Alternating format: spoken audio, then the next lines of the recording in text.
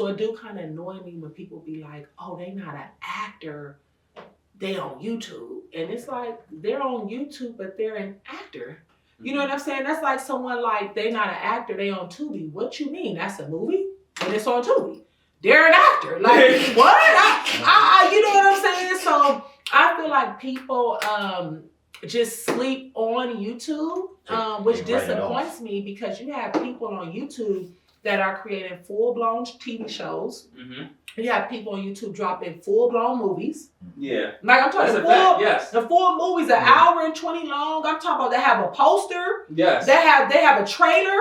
Yes. I'm talking about everything. You know what I'm saying? So, and the crazy thing is, quiet is kept. You know, people, they think, oh, they on YouTube, but there's people on YouTube that have TV shows and stuff, and they're making more money than people that are on a TV show right now.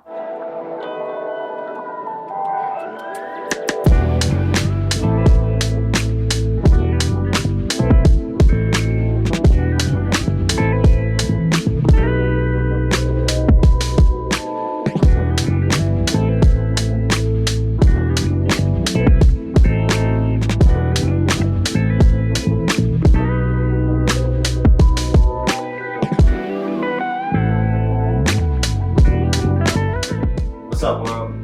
From Filed and Polished, the first luxury nail care service that is exclusive and affordable.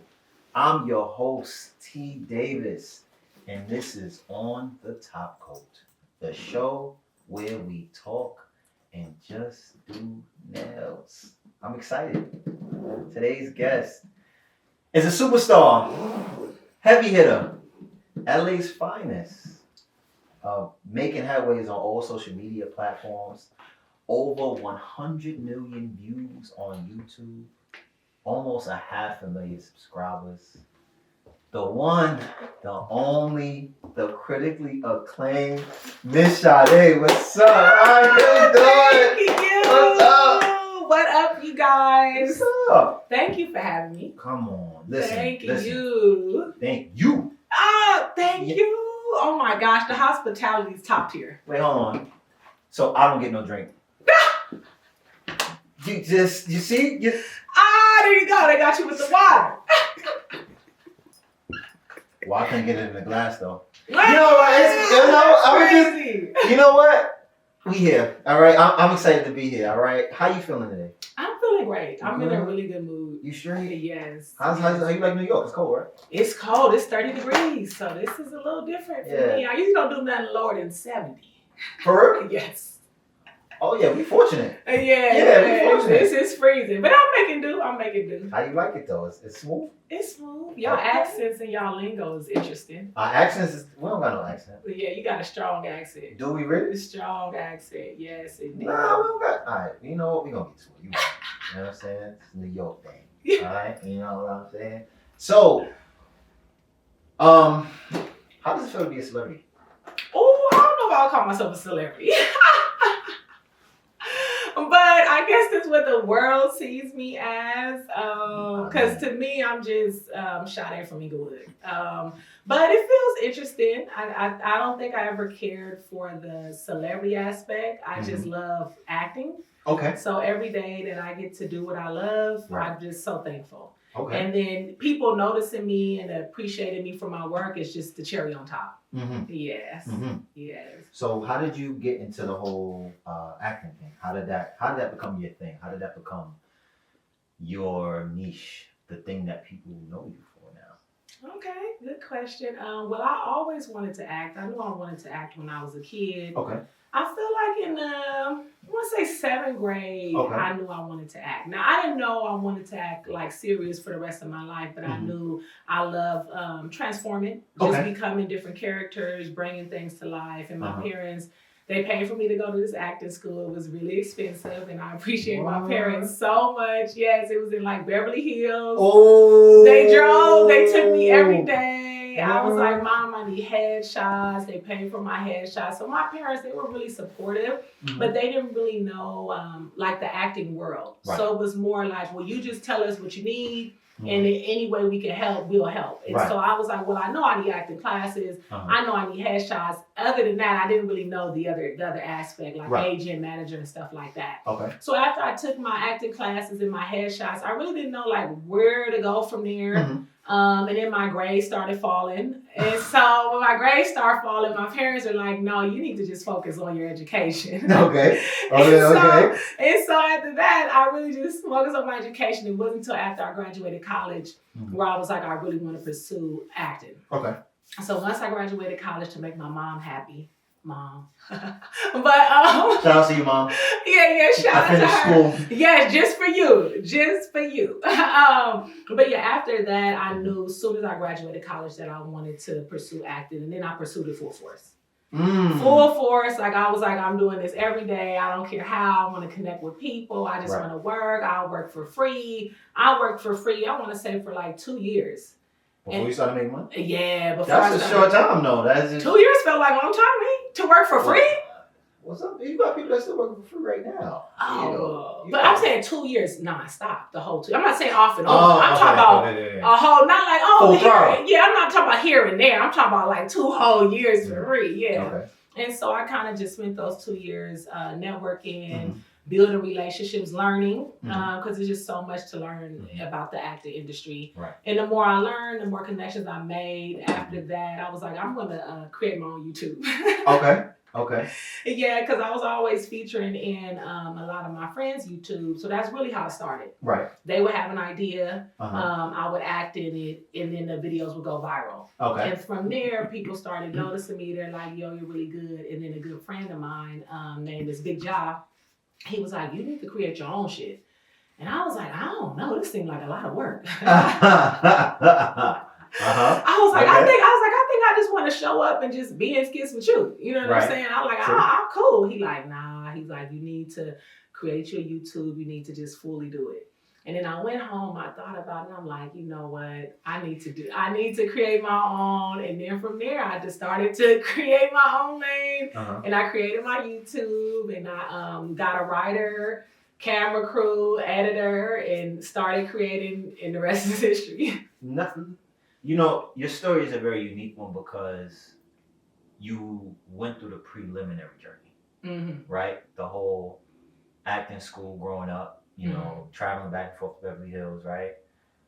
A lot of people don't see that as important because they only see the final product. Oh, yeah. You know what I mean? Yeah. They'll see like, okay, she started a YouTube and then years later she popped. They don't see all of the back. The scenic route. Yeah. You know what I'm saying? Yeah. And it's rich because you subconsciously was being groomed for it. Like your ability to be relatable on camera, to be convincing on camera. You learned these things while you were in school, going to school for this program. For sure.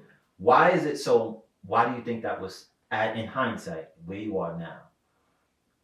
What was the most beneficial lesson you learned going to the acting school when you were younger? What was the most important lesson you learned? Going to the acting school when I was younger, and I took acting class when I was older too. But when I was younger, it taught me discipline. Okay. Because the acting classes were like every weekend. You had to be on time. You know, they would give us like lines we had to remember. So it kind of taught me discipline, and I kind of got into like a regimen because it was every week. Right. Yeah. So it taught me the discipline. And then when I was older and I got in the acting class, what I learned when I was older, not so much the discipline aspect, but how important it is to take the craft serious. Man, some people really just think they could just read the lines and then they like, oh, I'm just acting like this.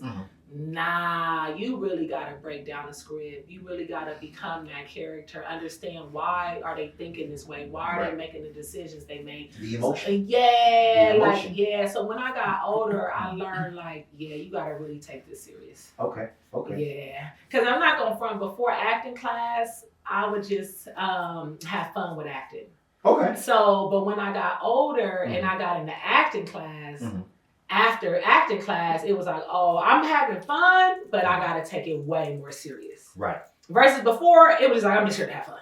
Okay. I'm just here to just chill. Okay. So the discipline is what stuck out the most. Oh, yeah. The discipline is what stuck out the most. The discipline is what set you apart to say, okay, cool. now I see why it is so important. Oh, right? yeah. You mentioned that now you have writers, you have, you hire your crew. How important is that to have that team around? Because most people, the reason why I ask that, because most people just think that, you know what, I'm just gonna do it on my own and it's just gonna be me and I'm gonna just be this big star, right? Yeah. You're a person who's established. Yeah. You know what I mean? Like you are a person that people are looking at like, all right, cool. Like you did this in a way that's kind of like, yeah, you did. Like you at the mountaintop now, right? So why is it so important to have a team? Why is it so important to invest in your team? Why are those things important? Yeah. For the people that don't know, yeah. I would say it's so important to have a team, one, so you don't get burnt out. Okay. Yes, because I notice a lot of my colleagues, they've gotten burnt out. Like they're tired of filming. They're exhausted. They'll end up taking 5-6 months off because it's so tired. They're so tired. It's not even fun anymore. It's like work to them. Right. Yes. So I don't want my acting to feel like work, even though it is work. Right. I always want to have fun with it because as long as it's fun, I'ma always want to do it. True. You know what I'm saying? Even right now, I love acting. It's so fun to me. I would act for free. To this day, I would still act for free because I'm so passionate about it. If someone sent me a script and it was really, really good and they didn't have the budget, but I truly believed in the project and I believed in the vision and I liked the script, I would act for free. Okay. And I'm talking about 12-hour days. On set, every day is a 12-hour day. I would do 12-hour days for free if I believed in the project and what it was about, yes. Because at the end of the day, I just really love acting. Me making money is just a blessing. True. Yes, but like even if I wasn't getting paid, I would still be acting. I just wouldn't be making money. It's no different than people that play basketball. They're not in the NBA. They still hoop every weekend. True. You know what I'm saying? So they're not making no money, but they love to hoop. They hoop all the time. So yeah, so I would still be active even if I wasn't making no money. Yeah, but for the team aspect, I would say it's so important because when you're doing everything yourself, it's so exhausting. True. So when you're writing the script, you shoot it because some of my friends they shoot their own content too. They'll set the camera up, we'll shoot, we'll have a location outside, they set it up, so they're doing everything. So they're filming it. Once we're done, they're editing it. They're writing it. So that's just so much work. So yes, a person can do it, but why do all of that if you could delegate? True. Yes, because when you first start, you're going to be like, okay, this is fun. I love it. But as time goes by and you realize you're doing everything, you shooting, you editing, you writing, you're picking the actors, the locations, the wardrobe, you're going to just get so exhausted. You're not going to do it no more. So I think the importance of a team is one, to help you delegate, to help your ship run smooth, and also to make it where you don't get tired of doing it. Okay. And that's why I haven't got tired of doing it. Like a lot of my colleagues, they're kind of tired, but I'm not because I delegate out. Right. So I'm not writing every weekend. No. Yeah, I'm not editing every weekend. Right. I'm really just proofreading the scripts. Now, I always choose the actors and then I always choose the location. But other than choosing the actors, the location, that's about all the work I'm doing. Okay. Yes. Now, then once they send me the edit, I'll look over the edit. I'll send my notes and stuff. But then that's it. But I can honestly say if I had to edit all my own videos and I had to write all my own content and shoot, I probably wouldn't be still creating. Ooh. I tell you I wouldn't because it would be so exhausting. It would be too much. So I encourage everybody to delegate. But most people don't want to spend the extra money, but it's so worth it. It's so worth it. It is so, and I can even tell you a story on that. Ooh, okay. So I'm gonna tell you a story on that. Okay. So my good friend Virgil. Shout out to you, Virgil. Oh yeah, people know Virgil by King V. Virgil had that's him. Yes, he had a writer. And I saw his writer. I was on set. I'm like, dang, you got a writer. You know how much you pay. He's like, I give him a percentage of what the video makes. Okay. And I'm like, man, I don't know about that. I'm not really making that much money to be able to like give out a percentage, you know? Right. He was like, you know what, it's worth it. He was like, because you have more time to film because you're not spending so much time writing. Right. Because, you know, writing takes time within itself. That's true. So if he has his own writer, he now has more time to film because he's not spending as much time to write. And I remember going home saying, I don't know if I could like pay for a writer. I'm not really making that much money. It's low. Right. I remember saying like, I don't really know if I could afford a shooter. Maybe I should shoot this by myself. Mm-hmm. And then my sister was just like, you should just get a writer and see. Right. Right. I ended up getting a writer. And although I was paying out money, I started making double. I kid you not. I kid you not. Wow. And where it all made sense. So even though I was paying out money, you know, to my writer, and I'm paying out money to my camera guy and my editor, I'm now making more money. So it just balanced out. So yeah, I now I have 3 people I pay versus I wasn't paying no one. Right. But I could afford to pay these 3 people because I'm making double more money. Yes. So I would tell people a task out. If it makes sense for you and those people could delegate and make your life easier where you can focus on more things, pay that money. Pay that money. You know, it's worth it. Right. It's worth it. It's worth it. Because, you know, it's interesting because some people don't necessarily see how beneficial that is, right? To delegate out to and trust me, I didn't. I was the main person, like, all money in. Right. Like on my Nipsey, all money in. We ain't giving out nothing. I'm doing everything myself, so I get 100% of the check. But it's only so long. Eventually, you're going to have to delegate. Maybe in the beginning, but as you keep growing and growing and growing, you're going to have to. As the brand grows, you need to delegate responsibility. There's no way you can do everything. Yeah. Because that's something I was going to ask you, right? When it comes to at the point, what was the point where you saw it's like, oh snap, I'm starting to make money off of this now? Like, what was the moment that you saw as like, I mean, this could work. What was that moment? How did that feel? How did that? What was your day like? What was that? Yeah. That like the exact moment that if you can remember. Yeah. If I can remember, I think my first check on YouTube was $1,700. $1,700. Yes. And I remember saying, oh snap. I remember saying, hold up, it's money in this, right? And you gotta think back then, a $1,700 for me was a lot. I think I was working a job after taxes. I think I cleared like $3,100 a month. You know what I'm saying? This is like after taxes. So, and I'm talking about a whole month, only made 31. So I'm like, $1,700. I'm like, this is almost my whole little. It's all right. Yeah. And then I'm thinking, not only did I make the $1,700, but I made it doing what I love. Right. So I made it having fun. Not really working. And not really working. And I made it on my own time, working when I feel like it, not like a 9 to 5. I gotta get up, rush to work, hope I'm not late and all that. Yeah. So it was like, okay, I made my 17, doing what I love. I said, can I keep making money doing what I love?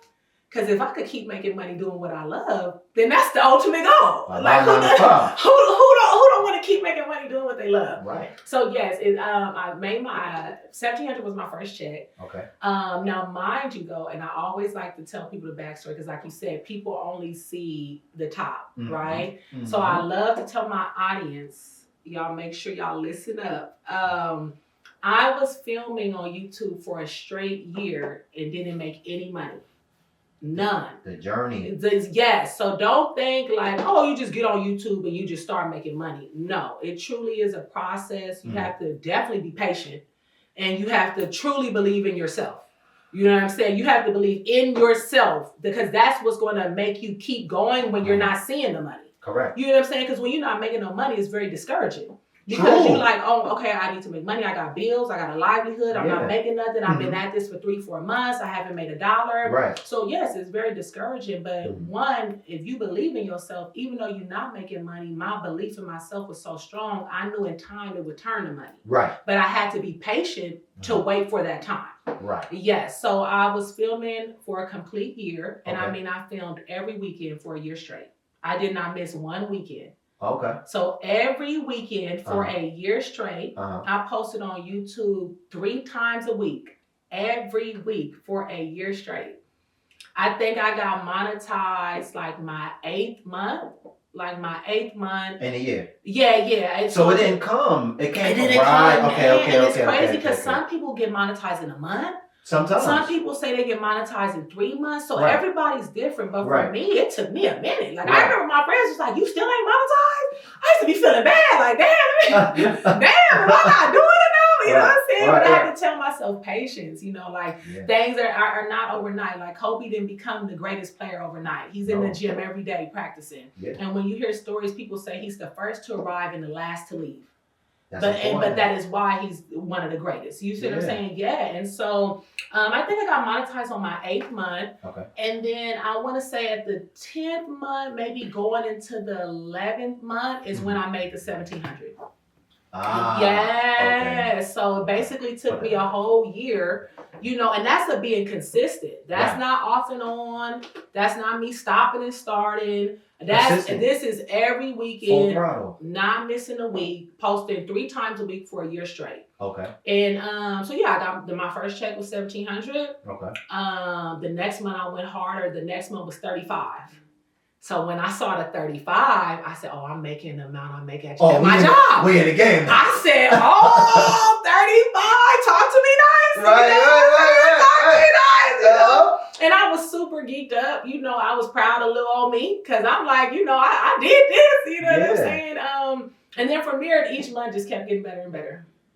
Okay. And just kept getting better and better. But I always like to tell people the journey so they can really see and not get discouraged. Because I have friends, they'll start, they're like, yeah, I've been doing the YouTube thing for 3 months. I wasn't monetized, I stopped. Right. You know, or people be like, yeah, I was on Instagram, I was posting, I wasn't making no money, I stopped. I'm like, how long did you do it? People be like, man, I was doing that shit forever. I did it for 5 months. Forever. That is not long. That is not long. I tell anyone, whatever you want to pursue, do it consistently for 2 years. Okay. 2 years. Okay. That's what I would suggest to anyone. And if in 2 years you haven't made no money, maybe you should pivot. Maybe you should switch. Okay. But I would say everyone should give it at least 2 years. And that's of consistency, of you doing it. And now if in them 2 years you haven't made $1, maybe you gotta change. Maybe you gotta change a little bit. Right. Yes. But how people be like, oh, I was doing it for 5 months. I just stopped. 5 months ain't nothing. I mean, when Nipsey was selling CDs out his car, you think he was making money? No. You know what I'm saying? He's literally on Slauson in the hot ass sun. I would get off my school bus and see Nipsey with his raggedy braids, white tee. I'm talking about CDs in the trunk for $5. Selling it. In the hot sun. Like, Nipsey wasn't really making no money off that music. Nipsey said in the interview, like, his money came from the clothes and the weed. And he used the money from his clothes and his weed to put into his music and to make his music. But he wasn't making any money from music. But again, he believed in himself. Remember, I always say you got to believe, you got to be patient. Those is the two. He believed in himself, one, and he was patient to keep going. So yes, eventually it turned into money. But you best believe when Nipsey was out there selling them CDs for the first year or two, he wasn't making nothing. You know what I mean? But he kept going, and look what he turned into. You know, so let me ask you 2 questions. Let me ask you this. And you ain't got to give an exact number. You can give a range because I don't want people out there to get jealous. Is this one supposed to turn on and then turn it on? I got you. Okay. The biggest check you got from YouTube. You can give a range. Don't give an exact number because, you know what I'm saying, I don't want the cameras and stuff to break because we you know what I'm saying? I've had good months on YouTube. And the thing, YouTube be up and down too. So that's why. Like any business. Yeah. You got your highs and your lows. Yeah, so don't get discouraged. Like some months you could be good, some months you could be bad. Like I've had some bad months. I'm talking about bad where I'm like, you know what I'm saying? And then I had some good ones, so it's up and down. But a good month, maybe upwards to like 20. 20 what? 20 what? Okay. Cory, we doing something wrong. Because goddamn it, why the hell we 20? Yeah. But remember, this took years. This is a process. But yeah. 20K? Yeah. I will shake like a coconut on a tree for 20K. Oh, wait. But this ain't every month. Remember, it's up and down. Now I've had low months too, like as low as like 2,800. Girl, you saying that like the people out here making that right now? Well, that's considered a really low month on YouTube though. That's for YouTube, yeah. No, for you, girl, you making money out here. 20K, No, but you gotta think, if you imagine having a 20K month, but then having a 2,800 month. Well, but you get what I'm saying? So that'd be like, so the month you get the 2,800, you like, that month is a little rough. You get what I'm saying? But that's why I tell people too, it's important to save. It's so important to save your money for on your rainy days. Because you'll have some rainy days though. Oh, yeah. We gotta figure this out. You know, is it cracking it or something? That's why they keep. Well, I don't know. I'm making a YouTube right now. Yeah, just listen. Cory, make 8 YouTubes right now. Go ahead. 8 pages right now. Do the thing. We need 8 cents of 20K. Yeah, that's it. You know, it's just. Oh, I like the way you say 8 cents. 8 cents. You know, I love that. Yeah. No, but that's inspiring because for me, when I look at it, right, a large misconception. And you said something. You said save, right? And you was talking about how Nipsey, would use his, what I'm saying, money from clothes and weed and put it into his music. Right. Mm-hmm. It's important for people to know. Should I keep these in here? No. Oh, okay. It's important for people to know that, listen, if you got a 9 to 5 or something like that, don't quit your job until you get to a point to where what you aspire to do is replacing an income or double of what you know what I mean? Yeah. Because you said you had a job that you was pulling in probably like $3,200 after taxes or something. Like that. You know what I mean? Mm-hmm. It's important from your perspective because, like I said, you're already there. What is a piece of information that you would give a person to say, look, make sure that this is what you want to do. Like, because you said you was going hard for a year. And that's hard for some people. Right. I remember saying, I just want a K. Like, I remember just being so appreciative. And I remember my first video, it did 1K. Literally, all the video said 1K. I was like, I got a K. I got 1K. I got 1K. I remember being lit. I remember I called my sister and everything. I was like, Summer, I got a K. Right. K to me was like a big deal. You know what I'm saying? And then it went 1K to 30K to 40K to 500,000 views. And so I'm so appreciative of the journey. Mm-hmm. And just appreciative of God blessing me, to have for these things to go right, because sometimes it goes wrong. Yeah. But no, I would say it's definitely important, 1, to save for a rainy day. Okay. 2, taxes. I think a lot of people break that down. Oh my gosh. Break that down because people think that I make the money now, I'm invincible. I don't gotta pay no taxes. Man, once you have your own business, I learned so much stuff that I never knew. Because before I started YouTube, I worked at 9 to 5. You know what I'm saying? No shame in a 9 to 5. Shout out. If I had to go back to a 9 to 5 right now, I would. So never get it twisted. Well, but she said that she had to. The problem is she's making a 20K a month. What she's pretty much saying is, I'm just gonna translate for y'all. She just said, get cream with the money, dollar bill, y'all. Yeah, that's what she's saying. No, but I like to say that because in society now, people try to make it like if you work a 9 to 5, like you look bad or something. So I hate that conception, right? Because most of people in America work a 9 to 5, and there's nothing wrong with that. So that's why I really want y'all to hear me from like one real nigga to the next.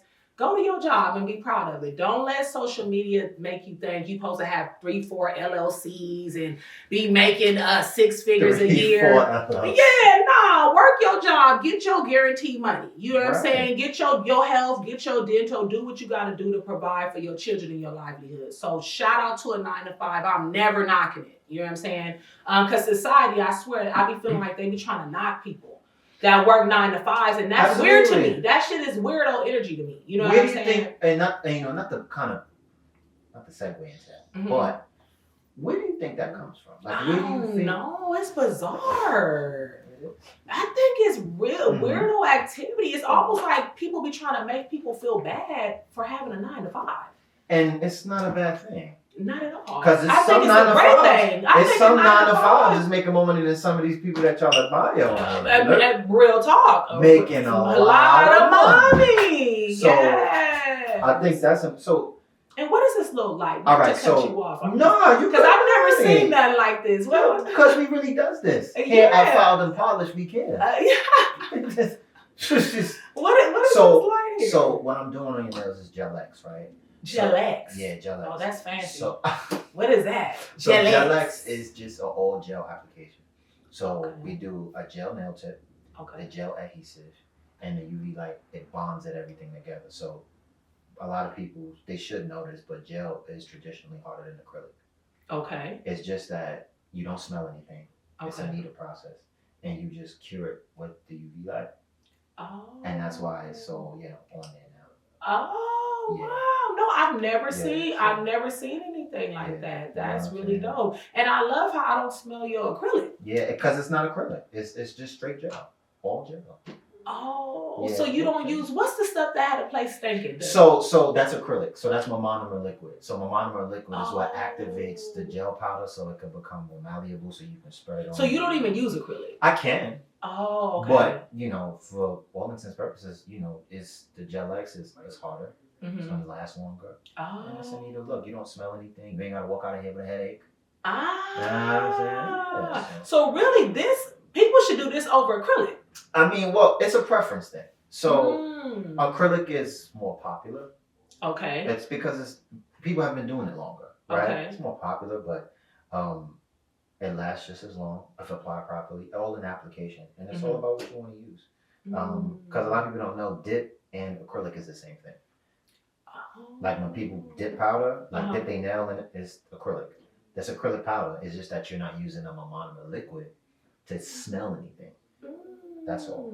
Now let me ask you this, out of curiosity. Between the acrylic and this here, what would be I don't even know if this is a stupid question, would be the healthiest? I don't know if that makes sense. I don't know if that's a dumb question. It's not necessary. So I would tell anyone this, right? When it comes to getting your nails done, you should do it in cycles. Meaning after you get your nails done, it's harsh on the nails removing a nail application, whether it's acrylic or Gel X, because most people use acetone to soak off or whatever. The thing with acetone is that it strips the nail of the nutrients, it dehydrates it so much. Oh my gosh, yeah, the nails be fragile and brittle. Oh, and that why? I couldn't understand my nails would be thin like tissue. Yeah. No, I'm talking about like tissue is bananas. And it's brittle. So what I would encourage people to do is that. No, wait, what is that makes it brittle? That's acetone. Oh. Right. It's the acetone, so it strips it. And that's what you soak your nail in when you're about to take it off. Yeah. So what happens is I would tell people, listen, if you soak it off with acetone, give your nails a couple days. Give your nails a couple days to build back up, rebuild itself, because it's a part of the body, right? So you give yourself time, so then you go back and get another application, because it's kind of harsh on the nail that you strip the nail of everything. And then you putting it right back on in 3-4 minutes. You're starting to put it on. You use the nail drill, and then to even it out, and you're stripping more of the layers of the nail off. So it's just you give yourself that time. And I'll always tell people, oil your cuticles. The nails will grow back healthier. Oil the cuticles. And would you say people should oil their cuticles like every day? Every day, every other day. Whatever, however they feel necessary. You gonna clean my cuticles too? I got you. Okay, I mean, your cuticles are great though. Oh, I was gonna ask you if you needed a little razzle dazzle. Your choice is good. Oh, okay. Yeah. Because if they do, hook me up. I ain't gonna let you walk out of here looking crazy, Yeah, I didn't know if they was good or not. Okay. Yeah, so that's the difference. So a lot of people don't know. You know what I mean? So. That's beautiful. That's just some education. My mother used to always tell me, the educated consumer is your best customer. So, you know what I mean? Yeah. Shout out to mom. Right. From me to you, that's how we do. You know what I mean? You know what I mean? So, yeah, but that's just what this is. So it may heat up a little bit. It did. My nails was getting real hot. Yeah, and it's activating the gel adhesive, and it's on there. It's probably gonna be on there for like 4 weeks. Oh, okay. Yeah, it's gonna be on there for like 4 weeks. And like, yo, my nails hard as hell, like literally, because gel is traditionally harder than acrylic. Got you. Right. Okay. Yeah, I've never had this before. Yeah. You put me on, guys. Right. We're gonna hook you up. But no, back on the taxes. Right. Yeah, please. Let us know about the taxes, because people think they're invincible when they start making a lot of money. Yeah. And what's the biggest thing that you would tell people, like, yo, don't get it twisted. You still got to pay your taxes. Man. Let them know, like, what. Yeah, because people, they get their check and they be thinking the whole check theirs. So if they got 5,000, they'll blow the whole 5,000. The whole 5 G's? Yeah, and it's like, no, every time you get a check, you really should take, I would say 5 to 10% of that and put to the side. Okay. Yeah, but most people don't have that discipline. Most people, they're just living in the moment. They like, I just got paid, my check 5, I'm about to go pay my bills, go shopping. Right. They look up, the whole check is gone. Right. And most people, they're not tripping. They like, I'm gonna get paid again in 2 weeks. Right. Yeah. But the difference is when you work a 9 to 5, taxes is taken out. So you ain't worried about paying no taxes because they taking it out your check automatically. Right. So at the end of the year, when you file, you getting money back. So you're not tripping. You know what I'm saying? I used to love when tax came around. Man, I get back like 10 bands. I used to love it. Now that I'm self-employed entrepreneur, I hate when tax season come around. And I never used to understand it when entrepreneurs and self-employed people, they used to be like, I hate when taxes come around. I used to be like, man, I love it. Like, I'm about to file. I can't wait to see how much I get back. Right. Yeah, as long as you're an entrepreneur, you're never getting nothing back. You're paying. Ooh. You're paying. Break that down. Yeah, I'm not about to ever get nothing. Like when I used to work a job and that's out. I'm never getting nothing back for the rest of my life. Every year I'm paying money, and the reason I'm paying is because I made money the entire year and no taxes were ever taken out of my check. Because on all of these social medias, Facebook, TikTok, they don't do it for you. They do not take taxes out. Wow. So they pay you whatever you get. So you make $300, they're giving you the whole $300. So they don't take out any taxes. So most creators and people, they're just happy. They're living life. They're creating. They're going viral. Everybody's knowing them. They're just enjoying the ride of my video did 3 million. Shade Room reposted it. You know, money's flowing. They just living life. They're not even giving no thought to like, dang, no taxes is getting taken out. And then when taxes roll around, Sam knock on that door. And you sending them 1099s and you sending all that. What? Man, that's when I learned the hard lesson. That's all I'm going to say. I learned the hard lesson, man. I was like, wow. What was the most you ever had to pay in taxes? You like, that like, it was like, you was like, yo. No, I ain't gonna front. If I tell you this number almost had me thinking, maybe this ain't for me. I swear it had me thinking, maybe a 9 to 5. Maybe this is the move, because if this is what the LLC and the entrepreneur life bring, like I don't know. Yeah, I don't know. What was the you could give a range, you ain't gotta give, because I'll give a range. Because that 20K almost gave me a heart attack just now. The most I've paid in taxes, and I hope I never go past this amount. I hope the year coming up, because tax is about to be around the corner, I hope I pay half or even less. The most I've paid in taxes was $30K, and it killed me. I'm not gonna hold you. I was in this motherfucking hurt. I couldn't believe it. I thought my accountant was pranking me. Is these numbers for real? Do it again. No, I was like, dude, redo the thing. Show me. Show me how you know what I'm right saying. now. Yeah. And I'm like, you can't write off this, that. She like, well, we wrote off as much as we can.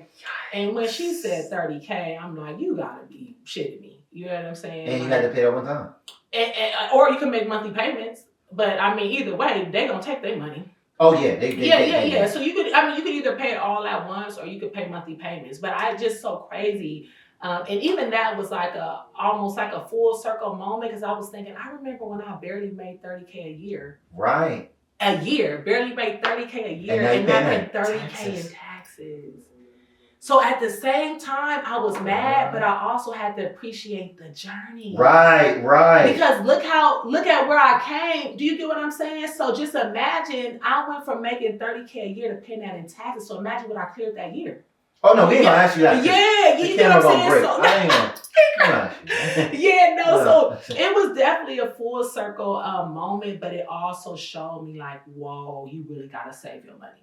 Like, you truly got to put some aside. And IRS is so cold. You could think you're not going to pay them. They just going to take it out your account. Oh, word. Oh, yeah. Oh, they just going to take it out your account. Oh, the garnish, you could say, like, oh, I'm not going to pay it. That's cool. You know, maybe a year, like 2, you'll get away. And then all of a sudden, you just go check your account and the money gone. Knock at that door. Hey, cold. We saw you made this $115,000 this year. Cold. We're going to need some money. Okay. Let me tell you, and I learned about that. So look, the $30,000 I owed, I paid it, right? And again, learning things. Remember, I never have to pay taxes. I usually get money back, right? Right. Paid the $30,000. Mm-hmm. I paid my taxes late, right?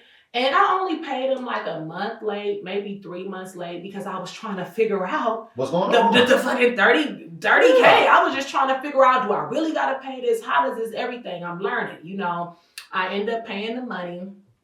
They sent me a thing in the mail saying I paid my taxes late, right? And said I have a late fee of $7,000. What? I couldn't believe it. The state, I swear I can't make this up on my life. No. I couldn't believe it. 30? And they 7 on the 30? Man, when I look, it was a dagger. Listen, so the state charged me, I think, like 29, and then the federal was like the like 34 or something. So combined, it was 7. Cause because that's the code thing too. When you pay your taxes late, you get charged by the state and federal. And the federal. So the late fee, the state, like I said, like 24. Federal was like 34 or whatever. So anyway, turns to the 7, right? I ignored the thing. I was like, I'm not paying this. They got me fucked up. Right. No, I ignored it. Like I was talking about, I think I balled the paper and threw it like a kid. I was like, threw it at the wall, like whoop these niggas. Right? I'm like, I'm not paying this shit, right? Got that paper, man. Man, I'm like, because I was like, the audacity. I'm like, y'all Who they gonna think say, they is? y'all gonna say I owe 30 bands. I paid you the 30 bands, right? And mind you, I could have been on a monthly payment and been paying 30 bands for the next 6-7 years. If I wanted to. That's true. Paid the whole 30 with a click of a button. Went online, 1 click. Paid the whole thing with a click of a button. Devastated me, by the way, though. Devastated the account, right? I got a heart attack for you. Furious. I'm telling you, that day I was so mad, I think I was smoking all day. I was smoking all day. I was listening to that song, they say I'm hopeless. Roll the blunt. When she like, with a pity and a hopeless. Roll the blunt. Bye.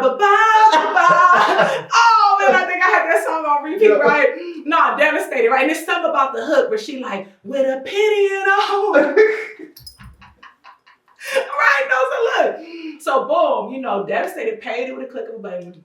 So when they told me the $7 grand, I'm like, I'm not paying. I'm like, these things, this ain't for real. This ain't no way, right? I'm getting punked. Yeah, I'm like, they should just be so happy I even paid. The 30, right? Because really, I could have not paid, escaped them 2-3 years. Who knows? To get on a monthly for the next 6-7, right? True. Paid the whole thing. I'm like, they got me fucked up. I'm not paying this, right? Mm-hmm. Boom. Last month, I went to go check my account. And it was negative $7 bands. Oh. I literally was on my app. I was chilling, smoking, and I was just checking my account. No, I had to Zelle someone. Went in my account to Zelle someone. I said, dang, these numbers look off.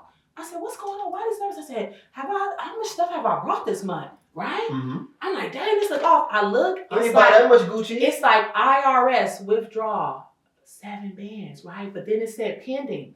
I call a bank. I'm like, hey, I didn't authorize this. I'm like, you guys need to decline this right now. I did not, because I know for a fact if something's still pending, you can call a bank and they can cancel it. Now, once it goes through, you asked out. But if it's still pending, before it actually gets taken, they can, cancel it. Yeah. I call my bank. I'm like, I didn't authorize this. This is illegal. Whoop-de-whoop. Man, the bank put me on hold. They escalate to the manager. They're like, oh, we can't do nothing about this. They like, this the government. Oh. What?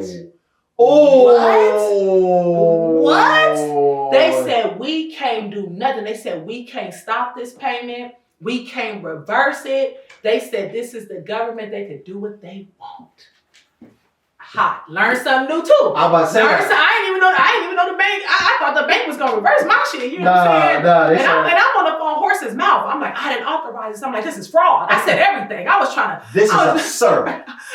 They said, hey, it's gone. You can't do nothing about it. So that's my devastation on taxes. So I said all that to tell people, 1, save your money. Mm-hmm. Out of each check, I would take 5 to 10% and put aside. Just your thumb. Because when the year rolls around in February, you're gonna owe. And you cannot pay, but eventually they're gonna just take it. So in the end, you're gonna have to pay regardless. Nice. You either could pay it yourself or they will take it. Well, Riley said in the Boondocks, you're gonna pay what you owe. Oh yeah, they're gonna take it. And the cold part is they'll keep waiting until the money is in your account. So they'll keep checking. So like once your account finally has the amount that they need, they're gonna take the whole thing. That's true. I mean, it's cold. It's cold. And I'm telling y'all, I can save y'all time. Don't bother calling the bank. They're not gonna stop it. They're not gonna stop it. I was mad as hell. Okay? Girl, listen. Devastated. I ain't gonna front. Each time I was devastated. People don't know. I was devastated. The more money you make, because I'm not rich, so I was devastated. That 7 bands hurt me. Okay, don't get it twisted. I mean, I was hot. Well, you lost 7 and you're up 20 now. 20 a month. Oh, no. You're living good. I thought about how much I could have did with that 7. Right. I could have took my parents to Hawaii. Right. I'm like, I could have did so much, you Yeah. know. But no, it's all life lessons. I appreciate even the ups and downs. Like when I look back, I can laugh at them now because I'm past them. You know what I'm saying? So, and I actually could laugh. Like sometimes I'll like tell a story to my homies and I'll really bust up, could laugh, and like I still can. I can now laugh about when I was in Jamaica and going to a Rick Ross concert and I got pickpocketed for $2,000 cash. Now when it happened, furious. Like I'm talking about I was about to punch somebody. But like fast 4 years later, I could actually tell a story and laugh. Like because when I tell a story, it's kind of funny. But of course when it happened, it wasn't shit funny. You know No. I'm not smiling. No. But now, now I can laugh about it. And so that's kind of how I look at all the things I've learned. Like now that I learned them, I can laugh about it now. It wasn't funny when it happened. 7 of them things. Yeah. Oh man. So let's segue a bit because Is this cut off? Should I pull it out? No, I got you. Oh, when it cuts off, is it done or? No. Oh. It can be, but I just dry it extra because that's your eyes cross your teeth. You know what I'm saying? Yeah, we can't have you out here looking one nail hanging off and all that. Put me on raw reviews. Hilarious. He put me out here. He don't even know how to do nails for real. He a fraud, y'all. He a fraud. Oh, please. You know what I'm saying? That is hilarious. But you touched on it a bit, and you said the whole 9 to 5 thing, and how people usually in society now look at 9 to 5s as kind of absurd, right? They kind of like, you have a 9 to 5, like I don't want to. Yeah. Do you think that has tarnished how people look at people in relationships as well because they expect so much because their expectations of a person and what they want in life overshadows the benefits or the fruits that a person can give them in their life? Do you think that overshadows it because people just essentially want where you are, want what you have? Look at it, you know what I mean? Yeah, I think a lot of people have unrealistic expectations. Break that down. Because I hate to see a 9 to 5 girl wanting the LLC nigga. You feel me? You need to calm down. Go sit down. What? Go sit down, little mama. Little mama, know your place. Do me a favor. Can you press rewind on that record player real quick? I just want you to say that again. Yeah. I hate to see the 9 to 5 girl wanting the LLC 6-figure nigga. Okay. Yeah, you a 9 to 5 gal, go get you a 9 to 5 guy. Okay. You know what I'm saying? Yeah, I think people expectations should be where they're at. So me, I don't expect nothing of others that I cannot do myself. So this is actually a model of mine. So meaning, and I mean anyone, whether I'm in a relationship with someone, whether this is a friend, whether this is business, I don't expect nothing of others that I cannot do myself. So, so if I can't run a mile, I'm not expecting you to run a mile. If I can't make 6 figures and I've never made 6 figures, I'm not about to expect you to make 6 figures. Okay. Yeah, because I think that's crazy for me to expect you to make 6 figures. I can't make it. I ain't never made it. So I ain't never made 6 figures a day in my life, but I expect the man I'm with to make 6 figures. I don't expect nothing of others that I cannot do myself. So that's why I just know when I expect something of you, I've already done it. So when I'm in a relationship with a man or a friendship or a coworker, anything I expect of you, if people that know me, I've already done it. I've already done it. So whatever it is in that relationship, whatever it is in the job force that I ask you to do or tell you to do or I need you to do, I've already done it. And because that way, when I ask you it, you can't be like, well, you don't do. It's like, well, damn, she did. She did. Yeah. So if I'm like, babe, you need to lose weight. You fat. You best believe I'm gonna be in shape if I tell you that. Oh, you gonna be in shape? Yeah, you best believe I'm not about to be fat saying, baby, you need to lose weight. Body smoking cigarettes. Yeah. Shit nice. But that's crazy. Because you have a fat chick telling her, boo, baby, you need to lose weight, baby. You get big. And it's like, girl, you big. You big. The nerve of you. You get what I'm saying? So again, if I'm already fat and I'm a chubster, and don't get me wrong, you could be my boo and you could be fat, and I may be like, dang, bro, getting big, he need to lose some weight, right? But I will keep that to myself. Because I'm not about to expect you to be losing weight when I ain't losing it. I ain't gonna indict nobody. But do you get what I'm saying? Because it's almost like the audacity. So I expect you to go lose some weight, but I'm over here fat and I ain't lost none. So I'm not expecting nothing of you that I can't do myself. So you best believe if you was my man or something, you was fat and I'm like, baby, you need to lose weight. You best believe I'm slim and trim. I've already lost my weight. You know what I'm saying? Mm-hmm. Yes. So, and I think everyone should have that mantra, and I think the world will be a better place. People should only expect of others what they can do themselves. And the world will be such a better place. So how do you feel about the whole hypergamy idea? Like when you hear, oh, you put that thumb mm-hmm. You hear when women say, oh yeah, I'm hypergamous, you can put that both on them. Thumbs, mm-hmm. both thumbs. Uh-huh. When they say I'm hypergamous, so I date up, right? I want somebody who has more than I do and make more money than I do. And the nerve of you. Yeah. The nerve of you. I think that's crazy. What about it? Because I feel like, let's say if I made $40,000 a year, mm-hmm. I'm not going to expect to get with a man that makes $200,000 a year. Because that man that makes $200,000 a year is probably going to be looking for a bad bitch that cleared $200K too. Yeah.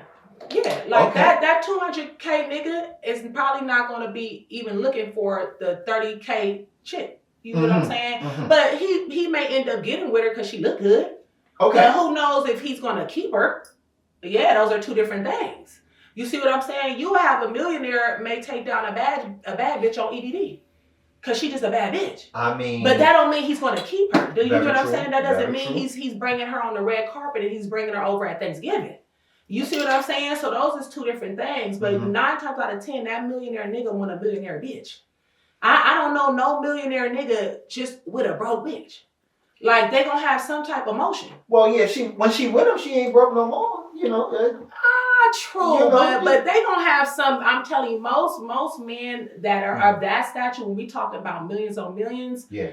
The women they with going to have some type of motion. Now, she may not have the same amount of millions as him, but I bet she got some M's. She got some M's. You know what I'm saying? Like let's say you make 20 mil a year. Mm-hmm. Maybe I only make 4 mil. Mm-hmm. But the point is, we both got M's. You're saying we both got. I got some motion now. You may have more than me. Mm-hmm. You get what I'm saying? Maybe you just signed a contract with the NFL. You may make $40 million a year. Right. But you best believe that guy that makes $40 million a year, the mm-hmm. chick he with got some motion. She at least bringing in $1-2 million or something. She knows. At least off some promos, some Fashion Over, Pretty Little Things or something. I really don't see. Pretty Little Things. I really don't see a millionaire just with a chick that's just broke with nothing to offer. I just don't see that because I feel like that millionaire man, so many other high women of stature are trying to get with him. So he has so many options. You see what I'm saying? Right. And he has options of a high value woman.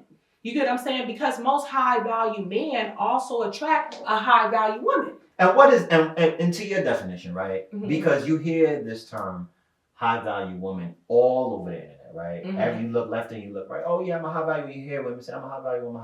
To you, what is that? Is it an income thing? Is it a character thing? I think it's both. Or is it like a looks? Or is it all like everything as a whole? I would say not looks. Okay. I would say a high value woman is the amount she makes, but also her personality and how she carries herself. Character. Because at the same time, you can make a lot of money, but shit to me, you ain't shit. You know what I'm saying? So let's say you can make $10 million a year, right. But if your whole aura, your energy, and your character is trash, right. You're not a high value woman. To me, you're just a chick that makes $10 million. That's it. You are not high value to me. But again, this is just my own preference. Yeah, if your personality, the way you think, how you operate, how you move, how you look at life, how you treat people, if all of that is messed up, I don't care if you a billionaire. To me, you're not high value. Because I don't think high value is just based off what you make. Right. That's not, to me, that's not what I consider a high value man. A high value man to me is his mindset. Okay. Because it is, money is important, of course. No, but it's just not money. It's also your character. Okay. Because I could be around a high value man that maybe make $30,000 a year. But he's still a high value man. But he just moved totally different. He's a high value man. So yes, he may not make a lot of money now. Right. But in time, I'm sure he will. Right, yes. You're gonna get there. Yes, but he could still be a high value man right now though. So even at the $30,000 a year, we'll say $20,000 a year. Right. He could still be a high value man because of his character and how he move and operate and think. And I could peep a nigga and already could tell with that mindset, You're not making money now, but eventually he gonna blow. Yes, He gonna blow. He yes, going somewhere. Yes. So it's never just the money to me. Money does not make you a high value person. Okay. Just to think, just because nigga has money, that they're high value is crazy. Well, it is because I say this, right? And we from the same places. Life is hard for people, right? And everyone is not fortunate enough to live that life, to be able to wake up and do the things that they love and buy the things that they want and have the income that they want, right? Or be on a journey to get the income that they want. There is a stigma on it to say, this is all I want. And like you said, you have to bring a quality that attracts that level of for sure. You know what I mean? No, you good. Oh, was that your foot? No, you good. Oh, okay. That does. It is very important because, Oh, actually, let me turn this way more to the camera. Because Cory will always say something, right? Reputation is what people think you are. Character is who you are. Oh man, and my character is the most important to me. Right.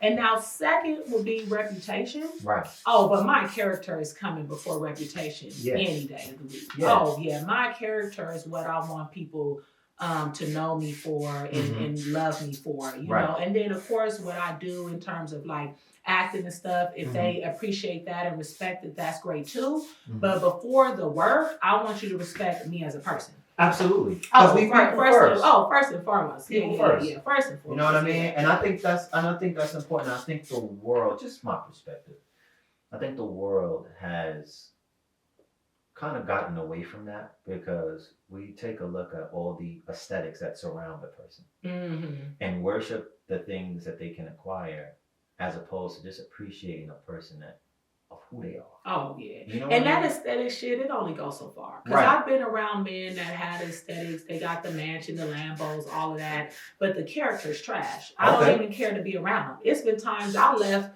from the millionaire house with the Lamborghinis and drove to the hood to hang with the homie and in the smoke of blunt and watch some Netflix. Because the character is in the aura and the energy is so great. I'd rather be there than in Beverly Hills with the Lambos in the heated pool. You know what I'm saying? Yeah, because I like the aesthetics is cool, but over the aesthetics, I'm fucking with you as a person. Like who you are, your character, your energy, how I feel when I'm around you, how you make me feel. Right. Now, of course, the ambiance is nice, but I don't need that. It's been times I've been just chilling in the car with the homies, listening to music, smoking a blunt, and the vibe was 10 for 10. I'm talking about lit, and we're just driving. We ain't even driving nowhere. We're just driving, listening to music, and just smoking a blunt. And I'm talking about energy. Everything is fire. Yeah, so I appreciate that any day over this waterfall and big home and all. Oh yeah, nah. So that's why TLC said, "Don't go chasing waterfalls. Stick to the rivers and the lakes that you used to." You see what we here with it. You feel what I'm saying? Look, y'all just y'all ain't picking up what's going on. Yeah. So let me ask you this, right? You hear women say, "I couldn't date a man that makes less than me," right? Irregardless of wherever their income status is. Is that a rule for you? Would you say that? Not that put your business out there. Like it's like, I don't know if you're dating or not. You know what I'm saying? You could. Is that a rule for you? Is that something you would say, it don't matter if he makes less than me because, I only go after a certain caliber of a dude that I know that he moves a certain kind of way. Or for you, it's like, nah, I made it to this point. I know what it takes to get here. So I only want to, mingle with the people that's where I'm at. What is that for you? Like, how does that look for you? What is... I would say I definitely date guys that make less than me. Okay. For sure. Okay. Because their character and who they are and how they treat me and how they make me feel is everything. Okay. And I know that their mind and their ambition and their work ethic, eventually they're going to end up making as much as me, if not more. Right. Yes. And so, I don't mind dating a guy that makes less than me. But I will say I can understand why a woman would not date a guy that makes less than her because sometimes it can hinder the relationship. And what I mean by that is like sometimes there may be places or things I want to go do, but because he doesn't have the money, we now can't do it. Okay. Yeah, and that's the part that's a little disappointing. And then it's like, do you do it without him? And then it's like, is he now feeling bad that you did it without him? You know, or then do you not do it? And you know, because you don't want to make him feel the way, but then it's unfair to me because it's like, dang, that could have been something I really wanted to do. I'm missing out on a good time. Yeah, I'm missing out on a good time because I don't want to go have a good time without you and you feel away. So now I'm not going to have a good time so you can still feel good. But then what about me? I'm missing out on my good time. So, it could get tricky. Yeah, so I could understand why a woman would only date a man that makes at least as much as her. Okay. You get what I'm saying? I'm not saying they got to make crazy more, but at least as much, because sometimes it can put a strain on the relationship. Mm-hmm. Because, you know, you may want to travel or do things or go places and he don't have the money, and it does put a strain on the relationship. And we can't go because, you know what I'm saying? He only 2 for 2 on Sunday. I'm dead. You know what I'm saying? But no, it definitely could put a strain on it, you know. So, okay. And the older I get, I can honestly say, now that I'm older, mind you, I've dated a lot of men that I made more money than. And I truly was in love with them, faithful, everything. But the older I'm getting, I can honestly say it's more ideal to date a man that makes the same amount as you. Okay. And I'm not saying he has to make more. I'm just saying just at least the same amount. Okay. Because we could do more, we could move better, we can do everything. Because it's like I'm coming with a lot, you coming with a lot. Mm-hmm. Together we're locked in. Right. Versus I'm coming with a lot, you coming with a little. I'm just being honest. Well, I'm just telling the truth. You know what I'm saying? Because then it's like, damn, do I gotta give you all of what I got? Because you know what I'm saying? I'm putting me in a sticky situation. I will chime in, right? No, chime in. Give me because I'm keeping it 100. Yeah. So let me ask you this. When you see what's going on, right? The whole dating thing, dilemma, 50-50, you know, we are just at odds with one another, right? From a person in your perspective, give us one thing that you would say, you know what, y'all should just try this. Or just say to the ladies, like, ladies, look, try this. Y'all will be all right because y'all just missing it and they telling it to y'all face. And what's that one thing? For at least for you. You said in the aspect of what, the 50-50? No, just in the aspect of you see dating in our culture. Of how at odds we are, right? If that's your perspective. I would say women need to not have such high expectations. What does that mean? Because, you know, they'll be looking at you like, oh, it's a pick me. He picked on purpose and blah, blah, blah. And it's like, no. I would just say, I think, well, best way I could say is women need to not have high expectations, meaning women should stop trying to strive for this just 6-figure man. Right. Yeah, I think women should date on their level. Yeah. Ooh. Yeah. Ooh. Yeah. All right, we're gonna cut this part out. Yeah. Cause she's starting, you know what I'm saying? She said they need to. I think women need to date on their level. I think their expectations is too high. I've seen women stop talking to a good guy on like the smallest thing. Like I'll see stories and stuff where a girl will be like, I stopped talking to this guy because I asked him to get my hair done and he couldn't pay for it. And it's like, and that's why you stopped talking to him? I'm thinking, well, you couldn't pay for it either. Well, I mean, so it's kind of, man, when you really think deep, it's like, wow. It's like the audacity. So you literally stopped talking to this man. You blocked him because he couldn't pay for your hair, but you asked because you didn't have the money. That's a fact. I think it's crazy.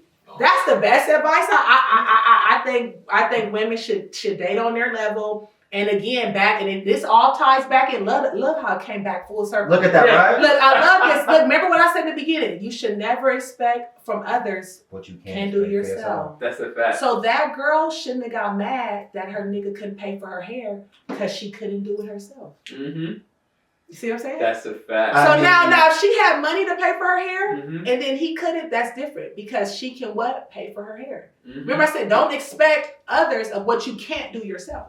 Yeah. So come on. That's a fact.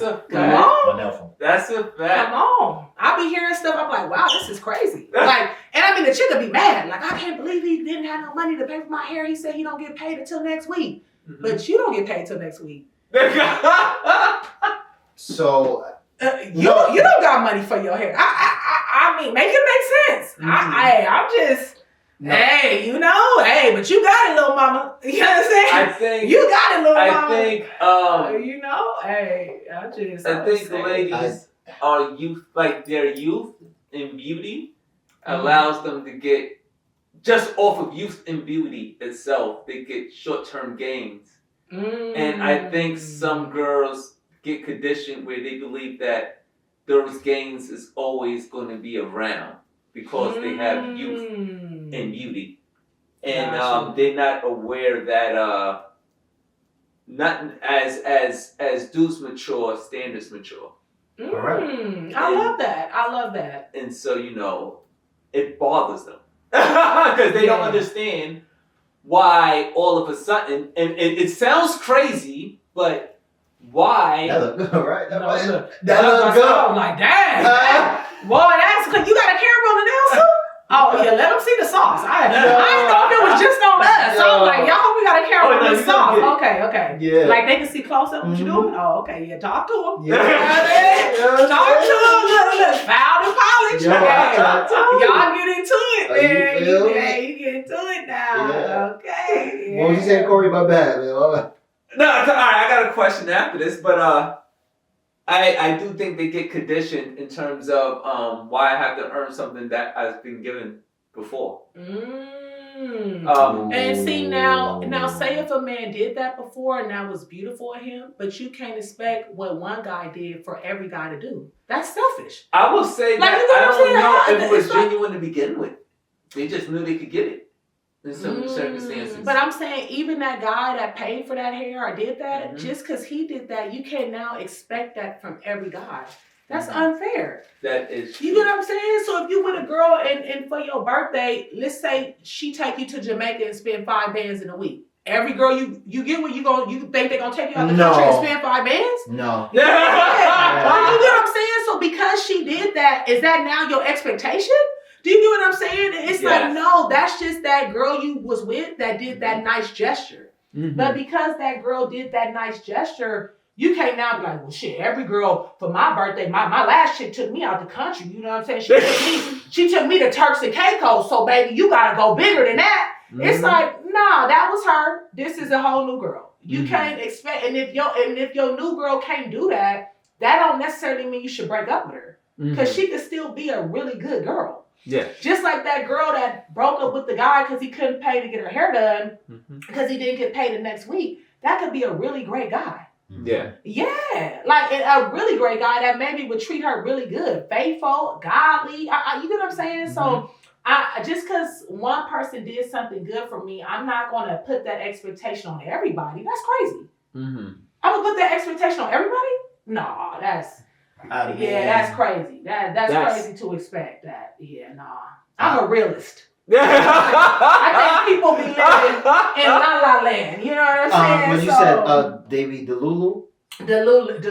Delusional? Yeah, delusional, man. No, listen, that's a great point because, like you said, you may not know if it was genuine to begin with, right? Like Cory said. And what happens is we substitute appreciation for expectation. And I think you should appreciate what you have and what a person's giving you in the moment because you may not ever get that again. You don't necessarily appreciate it. And you don't appreciate it until it's gone. Exactly. And we often live like that, unfortunately. Which it kind of brings me to my next segment. So we speaking about relationships and Cory has a very interesting perspective about the C word, called cheating, right? I'm dead.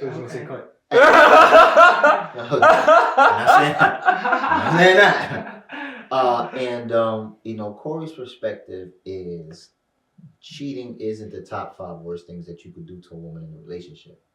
So, it's almost a whole half of the world of women that disagree with you on that. So I ain't gonna hold you. Okay. So, as a woman, do you agree with that? That he's saying it's not the worst thing you could do. It's not the top 5 worst things you can do. Top 5? I didn't know it was a top 5. Oh, okay. She says a lot of. I didn't know it was a top 5. What would be like the top 3 worst things you could do? I'm just curious. Um, Because I don't even know. So I'm just curious. What would y'all say? Oh, stealing money from a woman's bank account? That'd be number 1 for me. Okay. Shit, that's So clearly there's a lot of I ain't good gonna on hold things, you. you know? Okay, see it. Cursing at your grandma, you know? Okay. All kind of wildness, you know? I ain't gonna front. I'll be more hurt that a man stole money out of my account than if he got a chick pregnant. I would be more hurt. I would be devastated. It was a joint account. A joint. Oh, well, that's I thought you meant just still. No, but that's still kind of crazy though. No, if it's a joint account, it's both our money. So if you clear it out. We just gotta talk about it. No, if he just cleared it. No, but I get what you're saying though. A joint account changes things. If it's a joint account and he just cleared it out, well, we have to talk about what did you clear it out for? Yeah. Because if you tell me something that actually makes sense, then yes. But if he just stole if you just cleared out the account and I'm like, what you cleared out for? And he's like, oh, I brought a bust down rollie. You got me fucked up. You know what I'm saying? But if I'm like, baby, what you cleared it for? And he's like, well, my mom got cancer and I had to pay for her surgery. Okay. Then you get what I'm That trying makes to say? sense. That makes sense. That's fair. Yeah. Well, joint account is different. I meant if a person just stole out of mine. Yeah. Well, yeah. Yeah, if that would devastate me more. He said he's gonna give it back though. Please. He's not. Yeah, no, I'm silly rabbit. Tricks are for kids, you know. Yeah, no. So what if he did actually give it back, man? If he gave it back, it would be irrelevant, and because if he took it without me knowing, and then I found out later, and then he gave it back, it's irrelevant. The damage is done, and it can't be repaired. That's true. Because you still stole from me. You get what I'm saying? And you never mentioned it at all. And you wasn't going to mention it. I figured it out or saw it, and then I confronted you about it, and then you told me. So technically, if I would have never said nothing, you would have never said nothing. So therefore, you would have really stole from me. 9 times out of 10, he's probably not going to return it. Yeah, and I'm saying, so therefore, you stealing from me. He can return the money. If he stole it, he broke. He can't return it. And if you took it and you never told me, it's already letting me know you had no intentions of paying me back, and you had no intentions of telling me.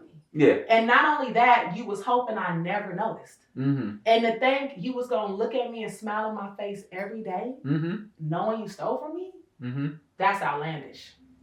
Wait, hold on. So that's your top one. So stealing is your top one. Like that could get you put in the hospital. Yeah. I think, I think we're in agreement that, cheating is not the top one. Yeah, I don't play about my money. I'm a whole different breed. Like I don't even want people to see that Inglewood side. Yeah. Oh, so you'll start flipping like, yo, I was $20 on the counter, and I know I'm not crazy. I'll tell you what I say. I don't play with my money. Like people to see a side of me they never even seen. Nigga. Yeah. I'll make a grown man scared. Yeah. I'm really about that. I'm really about. And a lot of stuff don't bother me, but like stealing, that's high on my list. That's high on my list. Yeah. So why is it so like? Why is that the like? Man, it's the deception. Yeah, man. And I also feel like if you stole from me once, you'll steal from me twice. You will steal from me again. I feel like you will keep stealing because you hoping like I'll never notice. Yeah. Stealing. Wow. Yeah. You know, it's funny, Cory, as much times as we asked this question, nobody's ever said stealing before, which is very interesting. Yeah. That's interesting. That is pretty high on the list. I'm not even going to front. And the cool part is, even if somebody gave me my money back, that relationship is done. I'm about to say, we can never be friends again. It can't be repaired. Oh, it's over. Yeah, but once they give me the money back, we cool now. But the relationship is still done because you stole from me. I found out you wasn't going to tell me. You planned to steal it and keep it, but because I called you out and I probably told you something very intimidating. You gave me my money back, right? You gave me my money back, and so now we're decent, but that relationship is dead. Just give me my money. Oh, that relationship is dead. So you'll never talk to the person again? Oh, I would never talk to that person again. I would walk right past them like I didn't even know them. Oh, I'm talking about walking right past you, like I never knew you. I would walk past you so cold, you would almost think, "Damn, am I invisible? Because there's no way. There's no way she just walked past me like that. Like, No hesitation in the walk, no nothing. Oh, nothing. And I'm talking about I would truly walk past you and not even look in your direction to the point you would have to look. You ever be talking to yourself like, wait a minute. Did I just see who I think I saw? Man, you be baffled like, there's no way. There's no. Man, yeah, I'm cold with it. Yeah. Oh, yeah. Oh, yeah. Stealing is high on your list like that. Oh, you know, that's super. interesting. Nobody has ever, Cory, nobody's ever said that. Nobody ever said that before. That's to show where their morality is. Yeah. But no, the cheating thing. Do you think it's like, okay. She don't think it's that high on the list because she's right. That high. Really? Oh, wow. Yeah. I'm not saying you would accept it. Tripping. I'm not saying No, I don't accept cheating. Like, you know what I'm saying? You cheat on a bad team like this. You're out of here. You know what I'm saying? You're gone. But you're out. Yeah, but cheating isn't, like, I don't think it's the end of the world. Like how girls get cheated on, they be in shambles, losing weight, gaining weight, cutting their hair. Girl, please. Yeah. You know what I'm saying? It's not that deep. You know what I mean? Like, do you if think somebody they know cheated, that? I would be hurt. Like, I would be devastated. But I know for a fact I wouldn't be the way females be. Like, females be literally acting like their world has ended. Like, I've seen women get cheated on and gain 40 pounds. Ain't no man gonna have that much control over me where I'm that hurt, that I'm gaining weight, losing my hair. Baby, nah, that's too much power. So I can't even allow a man to have that much power that, like, you cheat and it's affecting me that much, that, like, it's breaking me down mentally, physically. You know, nah. I'm not gonna lie. I have seen after they got cheated on, they just can't be in another relationship again. Man, I done seen people get cheated on and then won't be in another relationship for 5-6 years. Yeah. Like, what? Yeah. Nah, I'm gonna live my life. I'm gonna enjoy myself. You say, I'm gonna enjoy myself. Yeah, and I think because I know men can cheat and it means nothing. Like, I'm talking about men can literally sleep with a woman and it means nothing. Like, they don't even remember her name. You feel me? I got homies that stuck with a chick. They didn't even get her number. They was at a party, a mansion, went in a room, Did what they did. slept with her. They don't remember her name. No. So let me be clear. I'm just talking about like a one-time thing. I go through your phone or something. Maybe the homie's like, bro, we heard her in there yelling or moaning, and then I find out like you cheated on me, you know, and I never hear nothing else. We can work through that. Okay. Yeah, we can work through that. But fair and all. Do you think fair? I'm out. So do you think it's over exaggerated, the whole cheating thing? Like, if a person cheats one time, do you think it's over exaggerated by women? Do you think they make a grandiose thing about it? Like, oh girl, he cheated on me with this girl he don't even talk to, and blah blah blah. They make a whole Facebook post. Women are going to kill me, but I think it's definitely over exaggerated. Oh, okay. Yeah. But you know, again, I'm not for the weak. I'm not a sensitive person. I'm very nonchalant. Most stuff don't bother me. So my opinion would be different from probably majority of women, because majority of women are very sensitive and very emotional. And I'm not emotional, and I am far from sensitive. So most things that affect the average woman, I could care less about. Like, I'm talking about wouldn't bother me the slightest. Really? Oh, yeah. And I'm talking about just things in general, not even cheating. I'm just talking about just general things that would maybe bother or affect a woman or make them sad or something. Oh, I wouldn't care the slightest. Wow. Oh, yeah. I'm very nonchalant. It takes a lot to rattle my feathers. Yeah. So if my feathers are rattled, you put them work. Oh, you put them work, because I don't get rattled easily. It was his life mission to do that. Yeah, you put in time. Like, if I call my sister or something and I say I'm mad at somebody, man, they put in effort. Because it take a lot to make me mad. I don't get mad easily. I'm not super sensitive. I'm not crying all the time. Yeah, I'm not very emotional. You know, oh, you said you were going to call me an hour ago. It's been 3 hours. Where are you at? No. I'm curious. My guy said he going to call me in an hour. 4 hours go by, he ain't called me. Oh, well, he probably was busy. Yeah. I'm not tripping. But that's reasonable. Yeah, most women be like, oh my gosh, this nigga said he was going to call me in an hour. It's been 3 hours. I'm so motherfucking mad. Mad at what? He's busy. So you're saying you're saying that most women are unreasonable, is what you're saying? I wouldn't say most, but half. Yeah. Half. Oh. Yeah. Well, Ooh, because women gonna eat me up and they they gonna like eat this. me up. The real ones gonna be like I agree with her. But the sensitive Betties, they gonna be like, I don't know what the fuck she talking Yeah, about. they are. The sensitive Betties gonna be like, No, they not gonna like this at They all. ain't gonna like it. Yeah. So, and the reason why we asked that because the consensus was, and I agree with Cory when he said this. He said the worst thing that could happen in a relationship is not cheating. Well, I mean, now I know stealing is, but domestic violence. Ooh. That's probably the worst, right? Dang, I didn't even think. Right? Mm-hmm. Dang, if I'm being honest, that's top tier. Hey, Hey, that's number one. I take Right. that back. Hold on. We gotta reverse it. Okay. Like, Domestic violence is number one. Stealing two.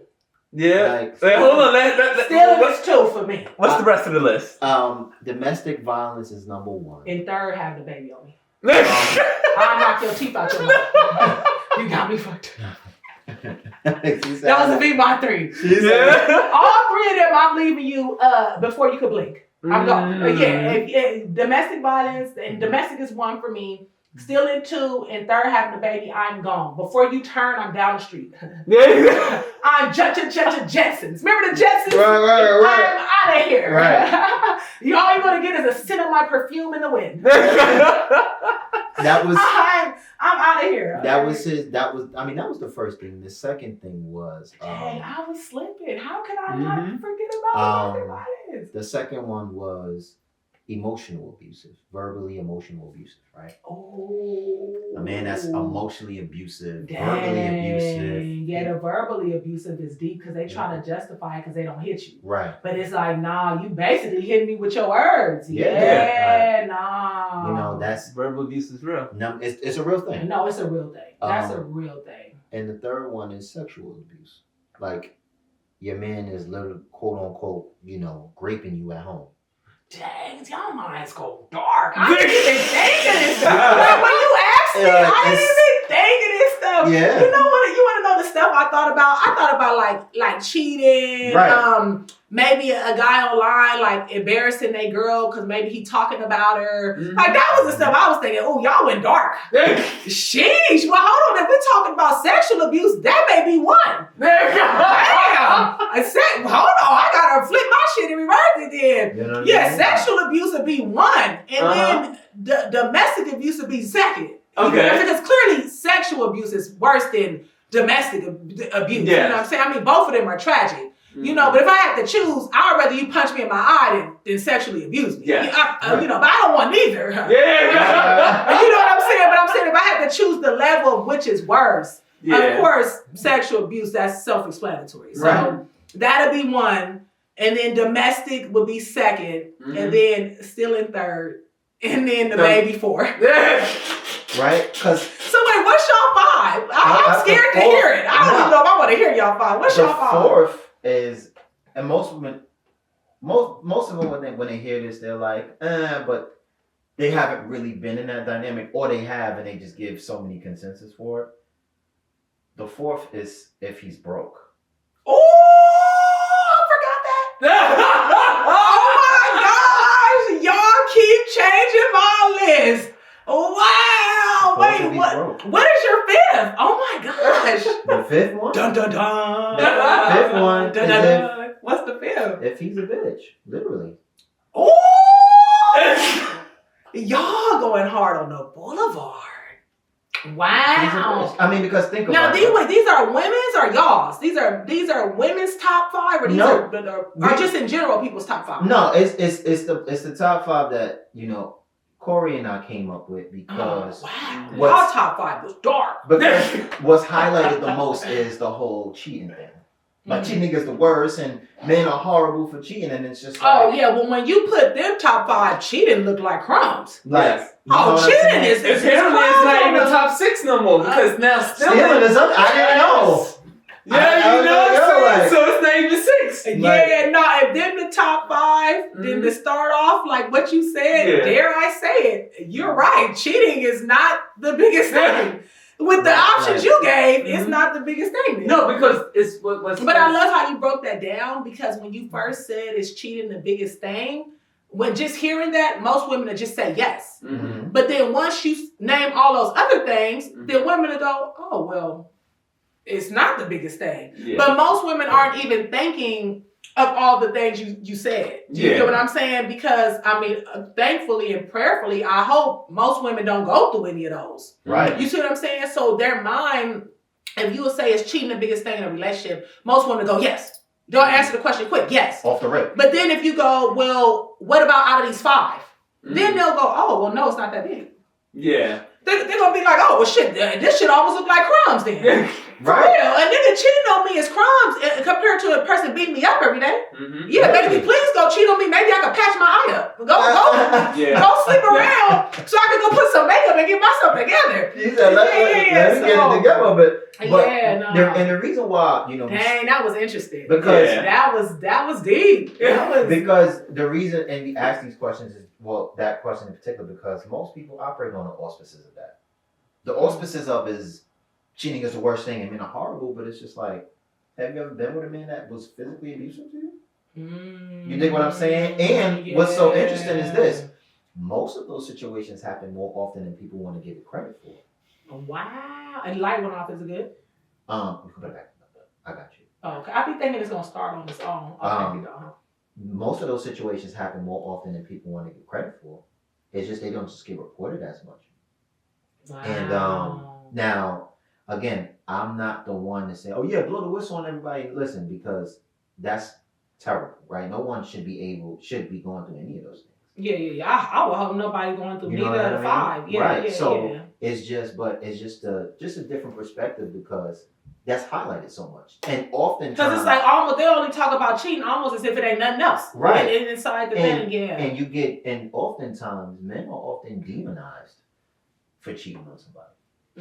They're demonized for it. They're often vilified. You worse than the devil.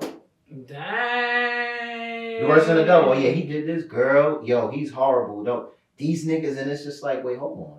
You know what I mean? Like, you know what I mean? Because when it's thought about in a different in the opposite way, it's like, no, it didn't mean anything, and it's just like that can't be the same thing for him. See, it's different because you know the direction in women and men is different from when they do things. Excuse me. Well, I'm glad that didn't spill. Right, you see me, right? That look like quality. This look like they call some bread. This color is bomb. Oh, just the thumb. Yeah. You feel me? So it's often thought in that way, and it's not even given the same consideration. So, and again, double standards exist. We know this. Yeah. It's not gonna ever be. Yeah. Right, but it's just a thing. The thing is like, oh, is he really the devil? Because he, like you said, this is most cases. He ain't have no affair with this girl. Yeah, he just took her down. Right, she threw it at him. He caught it. Right, literally. It's just like, yo, do you even talk this? Like, yo, I don't even have her number no more. It's just like, yeah, she was nobody. You know what I mean? Yeah. And you look at it from that perspective, it's just like, okay, it didn't mean nothing. Not saying it doesn't hurt. No, yeah, not to diminish what you did, because people look at it as a betrayal. You get what I'm saying? Right. Yes, yeah. Right. And that's the thing is, because I've heard a woman say this, and she said, it hurts because women know the things that women do. And that's kind of like the unwritten rule of kind of like what's being said is kind of like women know the things women do. And it made me think, it's like, I really don't understand the levels of which, without giving too much away. I'm weak. What do you think that means? It's like women know the things women do. Like, is it something dark? Is it something that men will never understand? Is it? Dang, I don't even know. You know what I mean? Like, because I guess, is it safe to say women know how women communicate with one another? In that hidden language, if they walk into a room and it's kind of like, I see what she on. Like, it's like you don't even have she don't even have to say anything.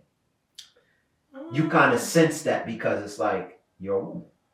Yeah, I think I could sense things from women when I walk in the room, but only to a certain point, because I think sometimes people could sense things and they're wrong. Okay. You get what I'm saying? Like sometimes people will peep somebody out and have like a totally wrong impression. I be hating that. Like sometimes people will walk in the room and they'll think like, oh, she broke or he broke because he ain't dressed nice. And it's like, what you talking about? He's a black card poppy.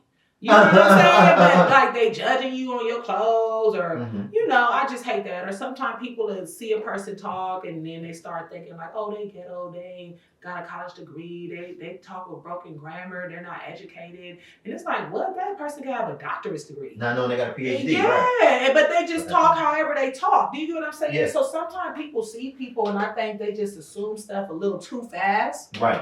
And it's not necessarily true. Uh-huh. Yeah, that's why it's called an assumption. Mm-hmm. You don't know if an assumption is true. Mhm. You just assume. That Okay. doesn't mean it's a fact. You see what I'm saying? No, yeah. true. So true. So, all right, so let me ask you this. Mhm. Switch gears for a second. Mhm. You see, you know, that Chris Brown is making headway. You know, Oh, because he's breaking all the records? he's breaking all the records. And, Shout out to Chris C. Beezy. shout out to C. I love a record breaker. Shout out to Kai Sinat too. He just broke like crazy. Yes, records. I'm he super did. proud of bro. You know, Cory said that Chris Brown's better than Usher. Oh man, this debate I And, actually can't choose. I can't. you know, you are LA's finest. Uh-huh. You know, and you from LA. You know what I'm saying? Cory, like, I don't know if I agree with him. Yeah. But you know, Cory, he just be controversial. And I'm just asking, you know, in your opinion, Dang, I actually couldn't decide. do you Truly. And I'm an R&B lover, and I could honestly say I'm a fan of Usher's, and I'm talking about listening to every album, been to the concerts. Oh, okay. Oh yeah, no, I dropped almost like 400 on Usher concert. Word? Yes, and fan of Chris Brown, listened to all his albums, went to his concert too. I went to Chris Brown concert this year. Really? Oh yeah, like a couple months ago, it was epic too. Bro was flying in the air. He was really on his Michael Jackson. Yeah, he was all in the air. Concert was epic. Where? And I can say from going to both their concerts, Mm-hmm. both of them were epic in their own way. Like I can't even, I almost can't even compare them because they're both of their concerts. It was like they're in their own lane. I don't know if that makes sense because it's like man, you and both of y'all could be track stars, but like I can't explain it. It's like I can't compare the way you run and how he run because you run differently and he run differently, but both y'all always come in first place. Does that make sense? Mm-hmm. Like yeah, and that's how I feel with like Chris Brown. Usher. They're always in first place to me. Like both of them are so good. Mhm. Like I literally couldn't say who's the best. I think the only way we could truly determine that if it just comes down to numbers. Because I feel like that's how society determines you're the best. So we could come down to who has the most #1 hits or who has the most album sales. And then I guess if you determine it by that, then you'll have your answer. Because you know they say men lie, women lie, numbers don't lie. I mean, but men So and women technically, use numbers to lie all the if time. Chris Brown or Usher, whichever has the higher album sales or the most #1 hits, then I guess clearly they're the best, right? Mm-hmm. I mean, That's- if we that's go logical. off society now, I never looked it up to see like who has the most #1 hits, Mm-hmm. like out of the two, you know. Yeah. But I know Chris Brown and broke like 3 records in history. Yeah. Like I'm talking about history records. It ain't no Usher. I'm talking about like history. Like Right. he was the most something artist in history. And I'm not talking about male. I'm talking about male and female. Mm-hmm. And then he did two things he broke for a male artist too. And he posted them on his page like a couple months ago. He was something the most male artist to ever sum in history. And then something else. And I was like, whoa, because in history, that means you passed Michael Jackson. Yeah. Yeah, you get what I'm saying? Yeah, so that's yeah, I don't see Usher post nothing where he but don't get me wrong, I love Usher, but if we probably coming down to the numbers, it probably would honestly be Chris Brown. Mm-hmm. But now me, I couldn't choose. So if you telling me who I think is better out of both, I literally couldn't choose because I love them both. But if society had to choose by numbers, society would probably say Chris Brown. Yeah. Because he's broke records. I'm talking about history, as in he holds this record and no one else has the record. Yeah. Yeah. So if I gave you one ticket right now, Mm-hmm. and I said you got to pick one, both got meet and greets. They he performing. cold. He cold. They performing the greatest hits of their catalog. Wow. You had to pick one. Dang, that's tough because I really love Usher and Chris Brown. Who I'm you- talking about I really love them both. Who you gonna pick? That's tough. I'll probably do CBZ. Oh, That's tough, though. That's What? tough. So you. I would probably do CB. So am but I? I love Usher something cold though. I ain't gonna hold you. So am I hearing you say that Chris Brown is better than Usher? Is that? No, I'm just answering your question. If I had a meet and greet and I had to only see one, that's who I would do. So you want to see Chris Brown over Usher? For a meet and greet? You going to see Fame over Confessions? When he said it like that, now it sounds crazy. We doing Confessions over Fame any day. Now the Confession album killed the Fame album. So I mean, but you just said. And now number wise too, because remember numbers. I think the Confessions album broke like 3-4 records. Confessions? Yeah, like to this day. I think it holds like record. 3-4 of his own different records on there. Yeah, so that album is like in a league of his own. Like that album is like not equal to Thriller by no means, but I'm saying it's in its own in terms of like the records it broke. Yeah. Yeah, like Michael Jackson Thriller album broke crazy records. I heard Adele album broke crazy records and stuff like that. So. Mm-hmm. So you just said that you're going to see CB. I just want to make sure that's what you said. You know, the C Breezy over the Confessions don't matter. They're just. You know what I'm saying? That's what I heard. Yeah. Okay. I mean, Confessions do matter, but I'm just answering you. You know, I'm just saying, I would say, me personally, I'm more of a movie dude, right? Okay. And Miss Sade, I know you wanted to be an actress since a kid. And you did your thing. What were the movies that really molded you? Like the movie that you said, maybe I was really feeling this movie, or this, I can see me. Love Jones. This. Love Jones? Oh my gosh. I remember seeing Love Jones like, dang, I wish I could play Nia Long. Yeah? Love Jones and you saw Love the theaters? Basketball. You got a crush on Larissa in Love and Basketball? Love Jones and Love and Basketball. When I say Sanaya Lathan and Nia Long role in both their movies, I would kill to play. Kill. Like if they did you know how they redo the movies and then years later and if they ever redid that movie, I would break my neck to all that. I'm talking about break my neck. I'll kick down the door. I don't even care if I'm not invited. Like those two movies, man, growing up, you don't understand how many times I watched them over and over and over. Like it wasn't just like, I saw this movie, it was good. No, I watched it over and over. Like I could quote lines, scenes. Like I could hear an instrumental and know what part of the movie is about to play. I could be in another room and just hear the beat, doom doom. I'm like, they on the scene where she about to walk to the car and give him a kiss. Like, nah, that's my movie on another level. My favorite. Them two, that's when I was like, damn, I want to do this. Yeah. I was like, I want to act. I want to do this. So that was the like one of the movies that inspired you. Those two set it off. I'm not gonna lie. When I saw Set It Off, cause I'm from the hood. When I saw Set It Off, I was like either Vivica role or Jada Pinkett role would have murked it. Oh yeah, would have murked it. Eyes. Now the other chick with the crybaby that had the baby and was always I need some money. Her. I hate to play that character. Wow. But Jada and Vivica. Yeah, give me that. You could have did that. I would have even did Queen Latifah on the low ski. It wouldn't have been my ideal role, but I would have did it. Like, I would have. She said on the low ski. Yeah, I would have did it. So let me ask you this. How would you rank? We talking about art. Give me your top 5 movies. Dang, that's hard. I would say Titanic. Oh my gosh, my love for Titanic is just Titanic. I cannot even explain my love for Titanic.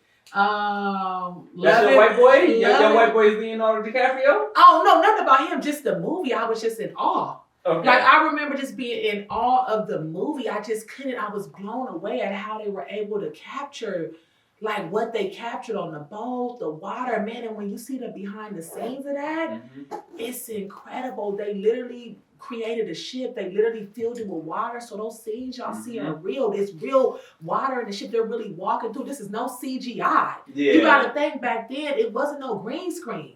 So everything y'all really saw in those scenes where the boat is filling, remember she go back under and she comes back up and all, that was real. So me as a kid, I was fascinated at like, how were they able to even do, even the scene where the boat tips over. Remember, that wasn't green screen. They really had like a boat, man, that movie fascinated me. I thought the Titanic story fascinated me too, like the real story, because all of that is true. Those people really drowning, it hitting the iceberg, it being unsinkable.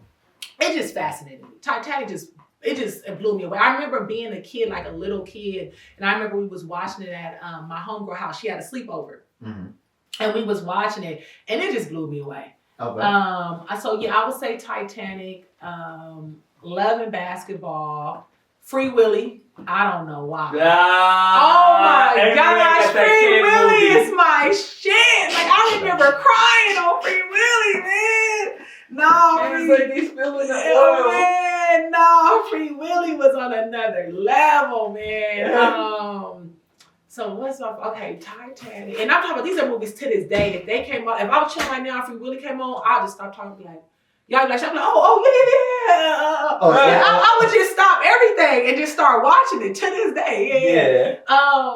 So Titanic, Love and Basketball, Free Willy, and I like all of these for different reasons. Like Love and Basketball, that was kind of my childhood.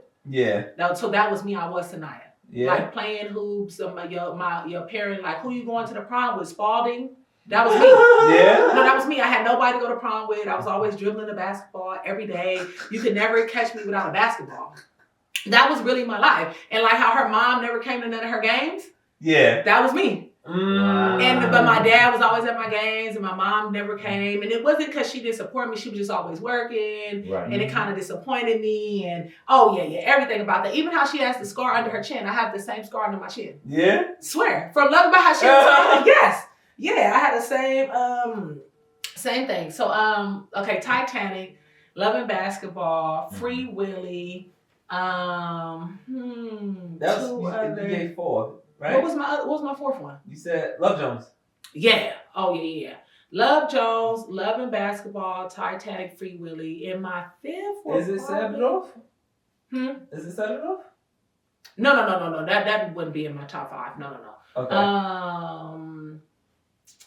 What would be my fifth? It's so many good movies. I'm trying to think, what's something that really moved me? Because all the movies I just named really moved me. Fifth, I'm trying to think.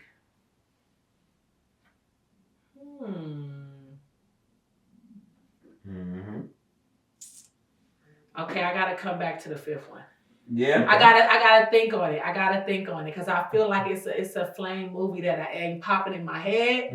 That like if I hear it, I'm like, oh my gosh, that's the one. Like you know what I'm saying? Yeah, no. So let me think on it. Give me your top 5. I'm gonna be thinking of my fifth one. Wait, hold on, because there was a debate with Love and Basketball. Oh my goodness. I'm gonna bring you to Love Jones. Was he tripping? Wait, who? Which one? Lorenz Tate. He was tripping. He was tripping? Oh yeah, Lorenz Tate was tripping. He was tripping. He was a silly rabbit. He was about to lose a good thing. She was a good woman? Bro was a silly rabbit because she kept it 100. She said it wasn't like she was sneaking around. She said, hey, I'm about to leave out of town. I got to handle some unfinished business. I'm going to see my ex. So it's like, you can't be mad. She wasn't sneaking everything. What? No, but listen. But was she sneaking or not? She told him the truth about everything. Wait, am I lying? She told him the truth. She said, I'm headed out of town to see my ex. We got some unfinished business. Remember? She asked him how she feel about it. Remember, she asked him how he felt. Bro said he hit the cigarette and said, oh, ain't shit to me. Go do you. Right? That's what he said. So it's like, how you gonna go from acting like, oh, you just too cool for school. You ain't tripping off a thing. To when I come back, you ain't answering my calls. You done cheated on me with a little bitch in the library. Wait, he cheated? Yeah, remember you went to go live with your ex.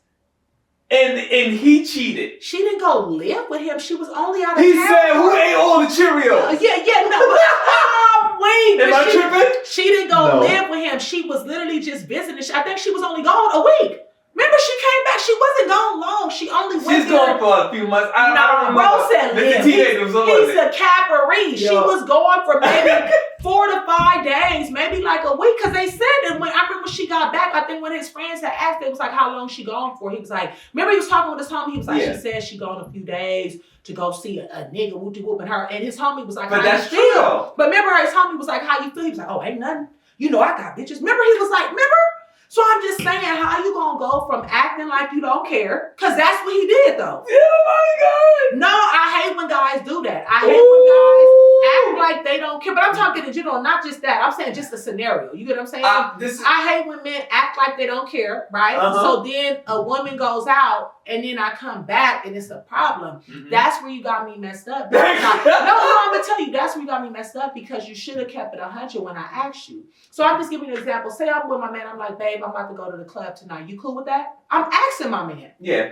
I said, hey, I'm about to go to the club tonight. I'm gonna just make up something with Amber. You cool with that? Mm-hmm. He go, yeah, I'm cool. Right. I leave. I come back. Man, it's crazy you coming in at 2 a.m. What? Everybody know the club don't close. You get what I'm saying, right? So if I walk in and he like, man, it's crazy going to the club at 2 a.m. It's crazy you was at the club when we could have been chilling. No, and let's say if he like, we could have been chilling watching a movie. You know, I don't really fuck with Amber. What? Like, cause now I'm mad because you was on the bullshit. Because I asked you, you said yeah. Then I come back and now it's I don't really fuck with Amber. You know, because remember I said, babe, I'm going to the club with Amber. You cool with that? He said yes. Then I get back, I don't really fuck with Amber. It's crazy you went to the club. It was my off day. We could have spent quality time. And now it's this whole thing like, nah, don't do that. Because I asked you and you said it was cool. And now I'm coming back and it's a problem. Like you was faking the funk. Keep faking. Oh my goodness. Keep faking. What happened when I get back, ask me, babe, how was it at the club? I'm glad you enjoyed yourself. Want me to roll you a blunt? Yeah. Keep faking. Keep faking. Yeah, don't hit me with the fakery and then I come back and it's a problem. Nah, that's weak. Lorenz was weak for that. I thought. You don't agree? Wait, no, give me your. Y'all don't think that's weak? Ladies say that all communication isn't verbal. Okay. So if I say, yo, I'm about to go to the club, it's cool, and she say cool, I'm gonna call my boy and be like, yo, she said no, because that's what she really means. Oh, you smart. Oh, Oh, you smart. did that make sense? You know what it is. You smart. And then you like I'm gonna take you for face value. So if you tell me it's cool, bet I'm getting dressed. So how about this? Yeah, so that's why I thought Lorenz was a hoe for that. No, but check this Lorenz, out. you was a hoe. He was ready for that? He was a hoe for that. I thought that was But trash. check this out. And mind you, Lorenz and her wasn't even officially together. They wasn't boyfriend and girlfriend. They were just dating. It was getting serious. Mm-hmm. She said, hey, I got unfinished business. I'm going. So technically, I don't really owe you nothing. We really keep it 100. We're not together. Mm-hmm. So how am I cheating on you if we're not together? Nobody said she cheated. Yeah. But again, I'm not obligated. I owe you no obligation until you say I'm your girl. Mm-hmm. Then, I have obligations and I plan to uphold them. You know what I'm saying? But until you make me your girl, I could do whatever I want to do. I mean, not like that. Let's be for real. I think it was one of those situations where it was like, I want you to do what you want to do, Okay. and I'm gonna observe. Oh. Yeah. Oh, you want to be with him? Because truth be told, no lady is gonna go and see what's going on with their ex if they good where they at. True. So it's like, I'm sitting back and observing. On his end, it's more of a but that was your moment. I think she was good with Lorenz. Clearly, you ain't. Nobody ended. It was clearly she was. She Lorenz was the one. I think she just had loose ends that she needed to tie up. Loose ends. Loose ends to tie up. Because you gotta remember when she was out there, I don't even think she slept with old boy. When she was out there, I don't think she slept with him at all. Yeah. For real. In the film, she didn't sleep with bro at all. And then she ended up leaving a couple days early because remember they got into it. Remember? Mm-hmm. So she didn't even stay the whole, I think it was a week. I don't even think she stayed the whole week. She ended up coming back like 2 days early. And it wasn't like she went out there to just have sex and all that. It was really like, I have some unfinished business. She didn't even sleep with bro when she was out there. Hey, I'm just saying. So if your man be like, yo, I'm just going on this date with my ex because it's unfinished business. We ain't going for that. I already know. Well, you said my man. I'm listening to your choice of words. That's true. So yes, so There's a hold on, difference. let me answer your question. So my man, no. Now a guy I'm dating, cool, baby, do you? Do you? Oh my god. I'm serious. Do you? While you gone, I'ma do me too. So in that situation, do your thing. Cause I'm just dating you. I don't have no claim to you. So alright, so I don't got no claim to you. We just dating. let's talk about how spicy girls really are. Oh, Wait, who? What he say? how spicy girls really. What's that mean? I don't know that lingo. How vengeful and mean-spirited y'all can be. Cause y'all fight on a whole nother level. Oh, okay. So because I didn't ask you to be my girlfriend in that moment, and because you chose to go see your ex, you gonna date my homeboy? Now her doing that was messed up. I'm not gonna front. The homeboy thing was messed up. That was burnt. But I think she did that because she was mad that he kind of moved on. Because remember, she caught him with the girl when he was walking. Remember, she had looked out the window. No, I ain't trying to hear that. No, I'm saying, but remember when she got back, he wasn't answering her calls. And remember, she was walking and she looked and she saw him outside with a chick. Yeah. So I think she was clearly hurt. It was like, dang, he moved on, right? Mm-hmm. And as she clearly didn't want him to move on, he was who she wanted. And I think she started talking to his homeboy just to spite him. Now, me, I wouldn't have did that. That was messed up. Yes, but no, that was super messed up. Messed up to the core. But I think she did that to try to make him mad because she was so mad that she saw him with that other girl. Remember, because she saw him with that other girl. Mm-hmm. Yeah. But I would never have did that. I thought that was super whack.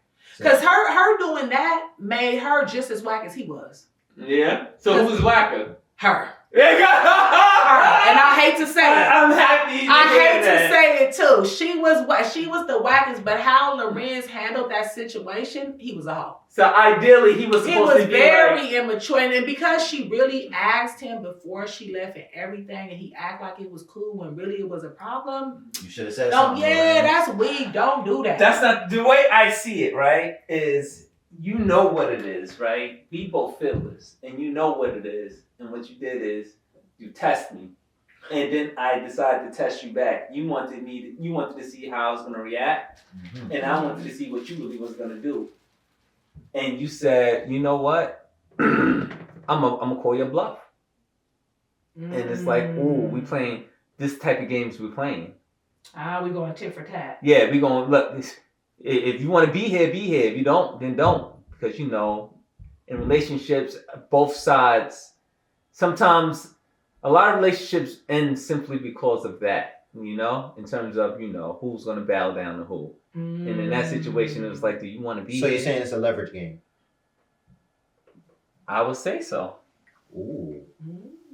I would definitely say so. She's like, look, if you want to claim me right now, it would be cool.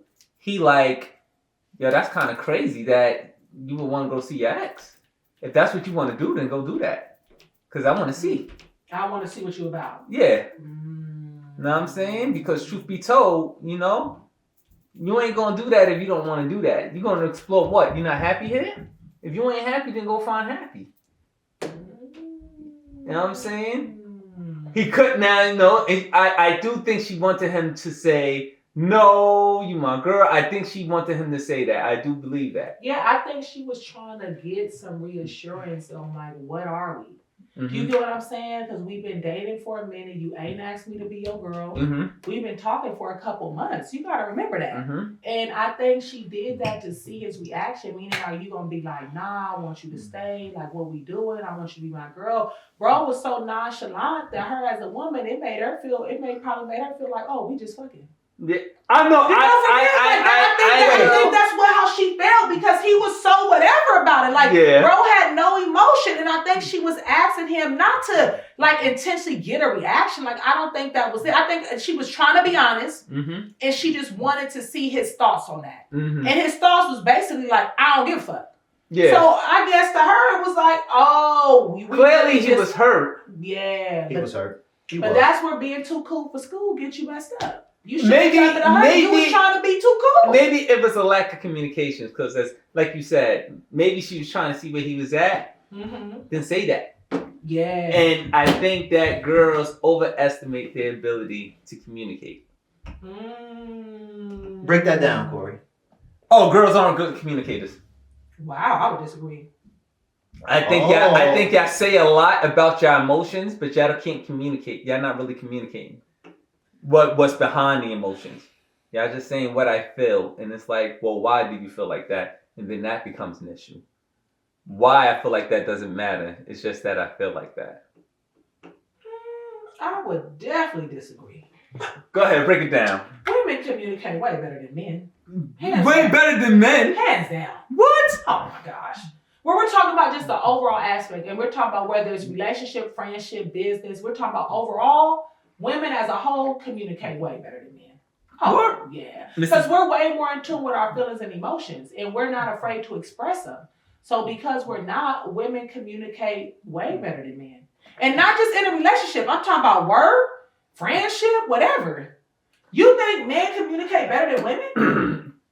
T. Davis, what do you believe? Let's see. I don't think women communicate better than men. Wow. I know you're looking at it like, okay, Trev, where you going with this? I got you. Are these colors going to change? Are they going to? They about to blend into the white. I'm about to put the white on right now. Oh, wow. Let me just kick back. Let me Let me wait for that, because this got me a little shaky. I'm like, I don't know about this. I know. This is a no. It's a hard no. He can't do it, y'all. He can't do it, y'all. Let them see what this razzle dazzle gonna turn into. Okay, we gonna see. But yeah, no, I definitely think women communicate. You think better. women are strong communicators? T. Davis, what else do you got to say about that? No, I think women, I think if this makes sense. Wait. Women say how they feel and necessarily don't say what they mean. But if I'm confused, because if I'm saying how I feel, then I am saying what I mean. No, because sometimes women are backpedal and say, no, I didn't mean it like that. I would disagree with both of you guys. Yeah. And it's crazy because we kind of been in sync. We have been in sync. Like the whole hour. We was cooking with grease. We fell short. Look at that. Love Jones. We lost the sauce. We was so in sync. I feel like the females was gonna get mad at us. You know what I'm saying?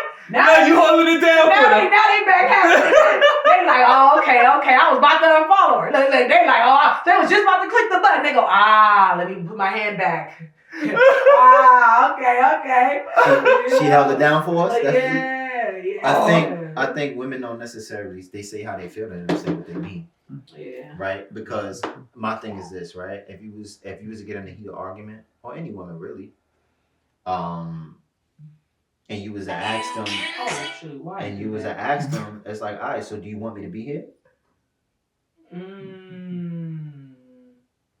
The direct answer won't be, yeah, I want you to be here. It won't be that. Women will always say, do what you feel.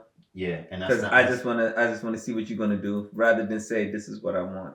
But at the same time, I do want to see what you're gonna do, because I don't want you just doing something for me. Because then you're doing it for the wrong reason. I want you to do it because you want to do it. Wait, why wouldn't you want him to do something for you? Yeah, well, if it's in terms of me saying like us staying in a relationship or something like that, I don't want you to stay because I want you to stay. So you're staying for me. I want you to stay because you want to be here. Mm-hmm. Does that make sense? No, that makes perfect sense. Yeah, like that's like my auntie like come over for Thanksgiving, right? And I'm just coming. I'm like, my auntie asked me, so I'm gonna go. But I really don't want to be there. I'm just going because my auntie asked me. Like, nah, I want you to come over for Thanksgiving because you want to see me. Yeah. You want to spend time with me. I don't want you just coming because I asked you to. Mm-hmm. I mean, that's cool too. But I'm saying, ideally, I would hope that you come in because you genuinely want to see me on Thanksgiving, not like, man, my mom begged me to come. And you talking with your homie, you talking with your girlfriend, you like, yeah, we gotta go by my parents for Thanksgiving. And like, so you just going because they asked you to, and you literally on the way there, you like, we gonna just stay 40 minutes and then leave. Like, nigga, you could not come. Yeah, I want you to come because you want to come. Mm-hmm. I don't want you to come just because I asked you. Now that was probably like the best example I could give. Do you get what I'm trying to say? Yeah. Just something quick where the world could get it. You know what I mean? Yeah, but I want you to be there because you want to be there, not just because I asked you to.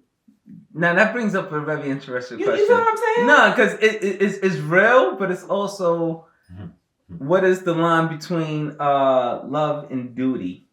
Ooh. Because obviously love don't keep you in relationships. Well, no. Wow. Here we go. I know he's gonna do this. Love and duty. I mean, I think. Well, break that down, Corey.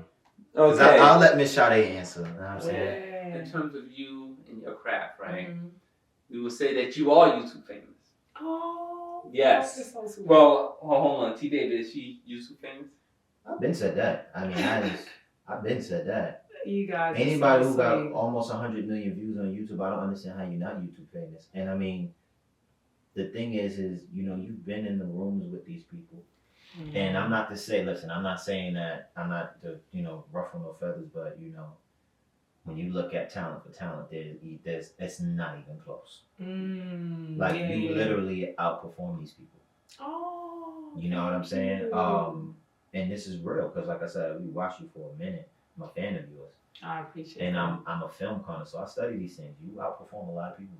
I appreciate 100%. that. You know what I'm saying? That. So, but, I just want to get my two. Go ahead, Corey, go ahead. All right, so we know it's a business. We know we are in the content game, right? Mm-hmm. And I know some people in the field roll their eyes about it, and then some people understand or really like head over heels about, all right, we got to knock out this content. Mm-hmm. With that said, right? Mm-hmm. Do you feel like people is sleeping on you? Do you feel like because, you do a certain lane of videos, but they're clearly, in terms of talking about movies, you can expand to other genres and such. Mm-hmm. I mean, you already did. You had the whole premiere with the. Well, no, I had a premiere. I was in the BET Sisters movie. The recent premiere I went to was for my friends. I'm not in it. I just went to support them. Okay. Yeah. But no, keep going, Corey. What was your question? So my question to you is, because of the content you do you think that you're slept on? In terms of, or do you think there's talent that people have yet to see just yet? For me, I don't feel like I'm slept on technically, but I feel like as a whole, people do sleep on YouTube people. Okay. You see what I'm saying? Because I'll hear people be like, they not an actor, they do YouTube, right? And it's like, what? We're acting on YouTube. And we're really acting. We have cameras, we have scripts, we have lights. But no, I was saying, and it's just so interesting because it's like, no, these are real actors that take their craft serious and they're acting no different than a TV show. They have a whole script, they have an idea, a beginning, an end, a concept, cameras, editors, script supervisors. Like when we shoot like a real production.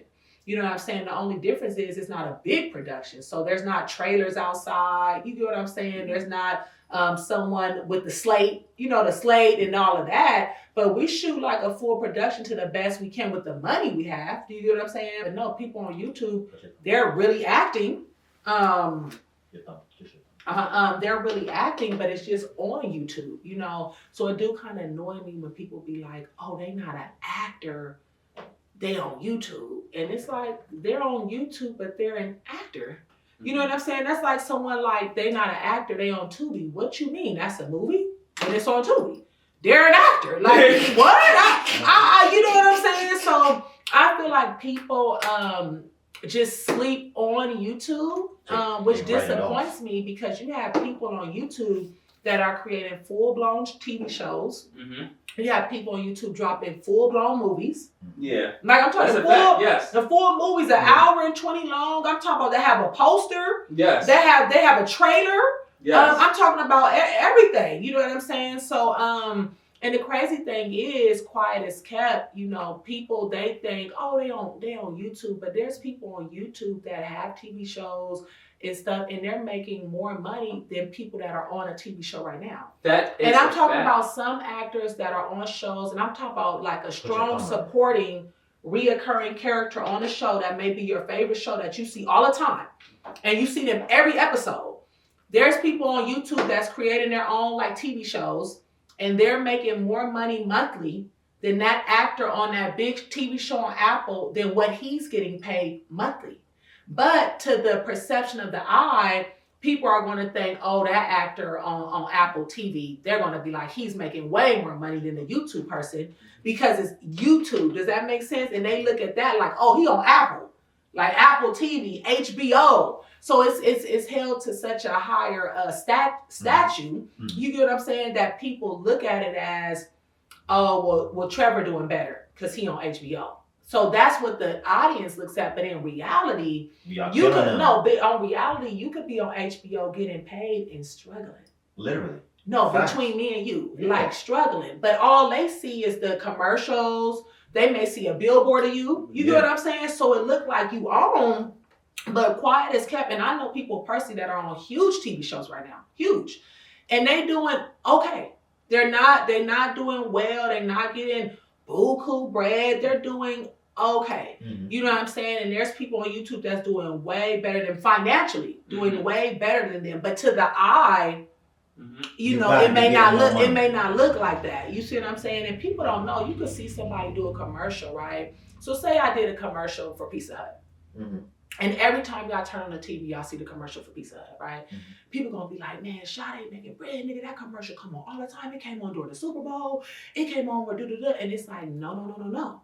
You gotta know what they sign, because some people do a commercial where they just get a flat fee. So they don't get no residuals. So let's say I shot that commercial for one day, and let's say I was on set for like a 12-hour day, and they gave me $5,000, right? Now $5,000 is good, but are you about to quit your job? No. Mm-mm. No, right? Absolutely. And now don't get me wrong, it's good for one day because you made $5,000 in one day, but I'm going this $5,000 if we keep it 100 to be gone in what, 2 months? If we really being honest, you know what I'm saying? For some people in a week. Yeah, and I'm not saying tricking it. I'm talking about on just bills. I'm talking about $5,000 in about 2 months, you probably would be at zero. You know what I'm saying? I'm just talking bills. I ain't talking about no fun, no splurging. You know what I'm saying? But to the eye, they gonna just keep seeing that commercial, and they think like, oh, you getting crazy bread. And it's like, man, I did that commercial 6 months ago, made $5,000. I'm back broke. Yeah. Like, and I could maybe be on EDD. You get what I'm saying? But the eye, y'all just see the commercial. And so, you know, I just wish people wouldn't let perception go to their head and like what they see, because like everything you see ain't really real. Yeah. It ain't really what it is. It's real as in, I'm really in a Pizza Hut commercial, but it ain't real as in the sense that I may be balling. You see what I'm saying? Now, like I said, it depends. Now, if I sign a contract with residuals, but a lot of commercials, you will be surprised they don't get residuals on. They just get a flat fee. Now, if I signed it with residuals and y'all seeing that Pizza Hut commercial everywhere, oh yeah, now I really am on. Right. Now I really am on. But most, you'll be surprised they don't sign a contract with residuals. They just get a flat fee. Right. But now, if I got the residuals, every time y'all saw that commercial, I get a check. Every time. So you ever be watching TV and sometimes see the same commercial like 4 times in 20 minutes? Oh, those people balling. They getting paid. Oh, they balling. Or sometimes when I watch a TV show or every time it's a commercial, it's the same commercial. And then, you know, the show come back on and a couple minutes later commercial, and it's the same commercial again. Mm-hmm. Oh, if those people did residuals, they're they get.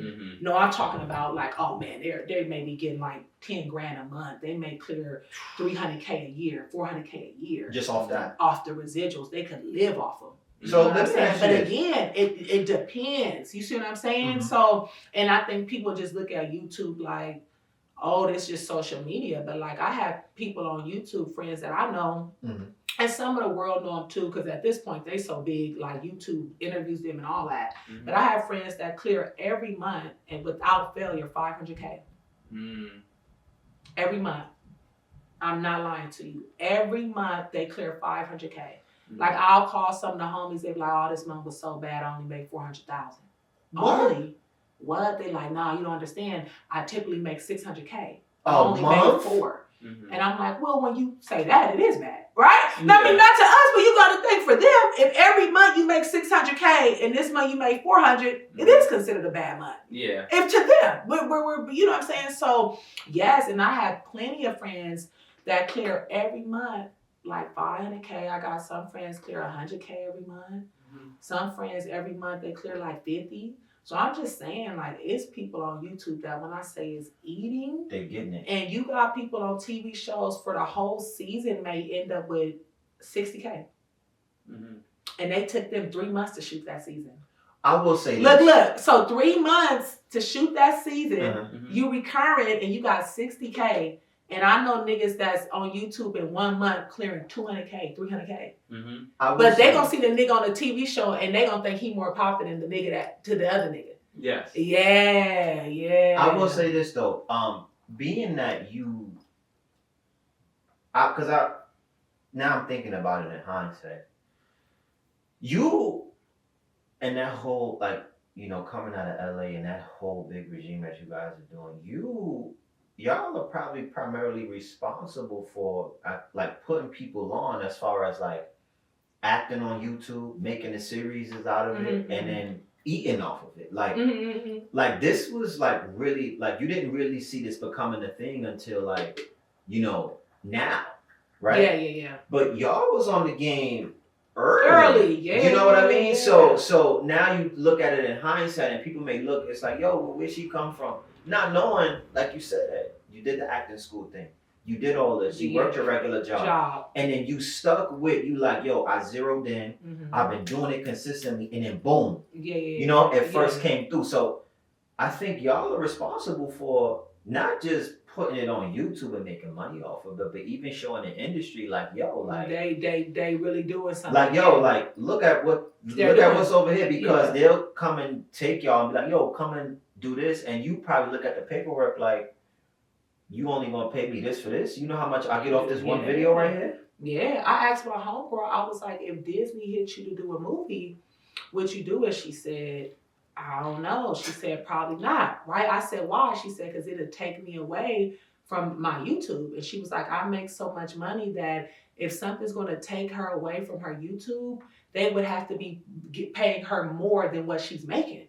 And in reality, any movie she do on Disney is not going to pay her $500K. No. She makes that every month. And so literally she was telling me she would turn down, like if Disney was like a leading role in a movie, Disney, HBO stars, all that. She was like, unless they can offer her more than what she makes a month, because if she does that movie, it's going to take her away from her work. You get what I'm saying? She was like, then her answer would be no. And I said, well, your answer going to be no every time. Because there's not a single movie that they're going to pay you that. Not at all. You have to build to that. Right now, you're famous on YouTube, but in the industry world, you're considered a nobody, as in they don't know you. For you to get to a movie where you get 500K, $1 million, you have to put in hella work to get up to that level. I don't even know. I mean, and there's some big actors that's been acting for years. To this day, they're not getting $1 million for a movie. Legit, I'm talking about big actors that y'all done seen. They're not getting no $1 million for no movie. No, for real. Nigga, they may get 200, 300K. They're not getting that. And that's now, if you had a Will Smith level, you're getting over $1 million for a movie. You get what I'm saying? You had a Halle Berry level, but I'm talking about just other actors y'all see in movies. They're not getting that. But most people aren't them. And my thing is this, right? It's so relatable because it's so beautiful to see because you did this in like you said, like a 2-year span, right? No, like 4 years. Like a 4-year span. So for somebody to come out to be like, yo, a 4-year span, I made upwards off of one video. I probably made, like you said, like a range. Like 20 was like a range. Mm-hmm. You know what I mean? Like, I don't even think anybody who's been acting in the industry for 4 years would even get that off of a movie. And mind you, you got to think about it. You don't have the machine pushing you. This is just off of work. And just views. You know what I mean? So I think, like I said, I think you guys are primarily responsible for that whole regime and bringing that and showing people like, look, y'all can really eat off this. You know what I'm saying? Yeah. And I think we also made more people want to start filming. And that's what I'm saying. And it also made people start having scripts. This is what I'm saying and we made people start shooting on cameras. People weren't doing that. No. People were shooting on the iPhone. You said what I'm saying? So y'all made it a thing, and I think that's the thing that should be very much highlighted, appreciated, because, you know, people really have to come and see this, and it's like, yo, take a look at what we did here. It's like, this ain't nothing, you know what I mean? The industry can say whatever they want, and it's not the industry versus YouTube thing, of course not, but when you take a look at it, and people, this struggling actors 5-6 years in, they struggling. You know what I mean? I'm not gonna hold y'all. It's actors that's been in some major shit that currently is like barely could pay their rent. And then they come across you and they like, yo, what you doing, blah, blah, blah. You're like, I'm just rocking with the YouTube. You know what I'm saying? It's doing me extremely well. Like literally providing a livelihood for you know what I mean? Yeah. And they look at you like, yo, but that's all you do? And you like, that's all I do. That's all I do. That's all I do. So I think, like I said, from us to you, thank you. Word, because it shows that, yo, it don't matter if you started 4 years ago, 10 years ago. Be consistent. Do what you do. You know what I mean? Believe in yourself, because you got to. You know what I mean? Because sometimes it gets very discouraging. Yeah, and it's like people don't see that the I drop a video today, tomorrow I want it to be 20 million views, and you like, yo, it don't work like that. You got to put in that work for that, because like you said, you ain't start seeing a check or like your views going up. Like you said, you was 8 months in doing it consistently and didn't see $1. You know what I mean? Yes. Most people would have stopped. 3 months in, people would have been like, yo, I'm good. I tried all I could, and you know what I mean? So like I said, from us to you, man, thank you, because it shows that hard work does pay off. And you doing it the consistent way, the right way, you treating people right. You know what I mean? Character always shines through. So from us to you, thank you. From Fouled and Polished, from on the top coat, thank you. And you know what I mean? Having me. You know what I'm saying? So let me ask you this two things before we close up. I got this. We got a game on here called "What's Your Nail in the Coffin?" Right. So give me a time where your nail in the coffin. It could have been a relationship, friendship, business, to where it was just like you encountered the energy and you was like, nah, I'm good on this. This ain't really my thing. I'm gonna just walk away from this. And you ain't gotta say names. No, you know what I mean? Are you talking about like a business deal or just friendships or just either like a business deal where you encountered somebody that you were supposed to do business with and the energy was off and you just like, you know what, I'm gonna just put a nail in the coffin with that. I'm good, money. I don't even want to be a part of that. You know what I mean? Was it distasteful behavior? Was it a friendship to where you was like, yo, I thought this was my homegirl, my homeboy. Low key, you was hating on me the whole time. I gotta walk away from that. Or was it a relationship? It's like, yo, you really have my best interests at heart. I gotta walk away from this. Not saying no names. You give an overview. You know what I mean? I actually don't have too many nail in the coffin situations. Thank God. I encountered like really good people. Right. With really good energy. And then I think some people tell me I'm intimidating. I don't believe it, but that's what I get from my friends. Men tell me that, and women. So I think also when I do business or I'm with people, I think it's like, oh, we not gonna play with her. Right. Like, you know, it'd be like, and not like maybe if they did shady business, they like, we ain't gonna do shady business with this one. Gotcha. Okay. Yeah. Okay. Even though it's like I'm a shady nigga, but for him, we gonna just do right. So your nail in the coffin was. You know, it was more for them. It's like, yo, I can't play with her because the energy was so upfront. You like, yo, you can't come over here like that. My energy be very aggressive. Ah. Yeah, like when I'm talking business, my energy is very aggressive, and I word things in a way where it's very nice, very professional, but the tone in my voice, I'm serious. It lets you know I'm not to be fucked with. Yeah, I'm not playing. Yes, but I say it in such a good way, and I don't even say it. I almost kind of, it's like I'm kind of going in a roundabout way where you almost may not catch it. But even if you miss it, the tone you're going to catch. And the tone is like, oh, I can't mess with her like that. I got you. Yes. So that's the nail in the coffin. It's like, yo, I don't really. but But I would think the most recent, I was gonna do a deal with some company. Mhm. They wanted promotion, and the price we finally came to agreement on that, which took a little too long for my liking. Mhm. They sent me the contract, and it was like, once I create the video and do the promotion for them, they were like, we'll post this on all social media platforms. And then it said it may be on TV, it may be on television, everything, and it was like, we'll have all rights for in perpetuity. And I was like, oh no. I was like, because you guys are giving me a flat fee. So why would I let you give me a flat fee for this promotion? You'll take this and you're basically saying you're going to put it on any platform, maybe a commercial, TV. You could use it for however long. A billboard. However long you want to use it too, because you can have a commercial run for a whole year straight. Or yeah, so I'm thinking, y'all not about to take what I create for y'all, this commercial, and put it on every website, commercials, TV, and you saying forever. So that means in 4 or 5 years, if y'all wanted to use it again, you could keep using it. And I was like, no, it sounds like you guys want to pay me once, but eat off me for the next 3, 4, 5, 6 years. And we didn't come to an agreement, and I never signed it. Yeah. Business wasn't right. Mm-mm. Got you. Okay. No, that makes And sense. it was crazy because when I talked to the lady, she said, well, this is our standard contract for everybody. And I said, wow, so creators are signing this? And I was so disappointed because I'm like, that's the problem, is that you got creators that are signing this. So then when they bring it to someone else with, that's smart and intelligent, they like, this is a bad contract. It's look like, oh shit, we can just go to somebody else. Because ... then already signed it. They don't know. Yeah, so, oh, she don't want to sign, it's cool. We're going to just keep going to somewhere else and they're going to do it. But it's like, it would be better if everybody took a stance and it's like, we're not signing this. So that way it's like, oh, we're going to have to take this out the contract. Because we reached out to ...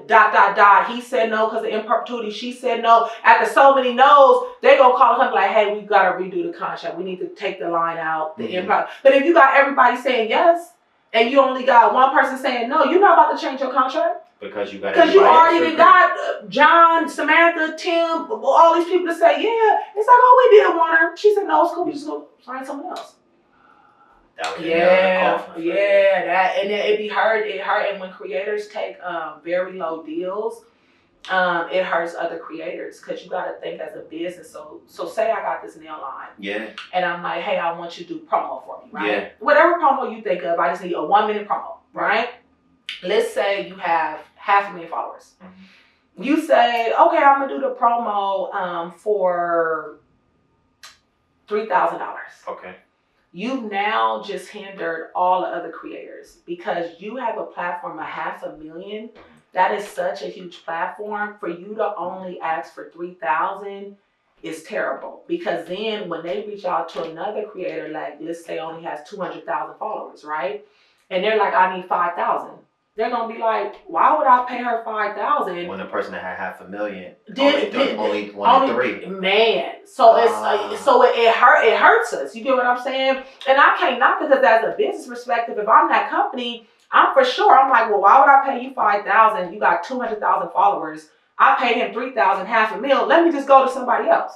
And you see what I'm saying? Then me as the business person that's trying to get you, I'm gonna be like, oh wow, she was asking for a lot because all he wanted was 3. When really, no, she wasn't asking for a lot. The amount she asked for was justified. Mm-hmm. Her asking for 5 bands for 200,000 followers is about right. Bro with the 500,000 should have asked for 8. You see what I'm saying? But now the company is thinking like that's the going rate. Because we can lowball you. With people, I think it's like, oh, we not gonna play with her. Right. Like, it'd be like, and not like maybe if they did shady business, they like, we ain't gonna do shady business with this one. Gotcha. Okay. Yeah. Okay. Even though it's like I'm a shady nigga, but for him, we gonna just do right. So your nail in the coffin was. It was more for them. It's like, yo, I can't play with her because the energy was so upfront. You like, yo, you can't come over here like that. My energy be very aggressive.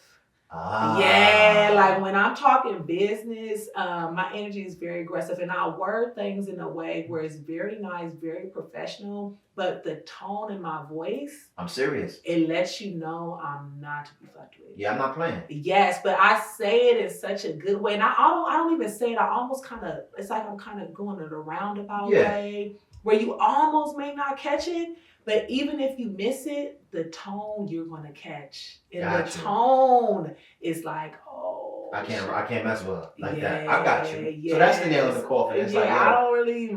But I would think the most recent, I was gonna do a deal with some company.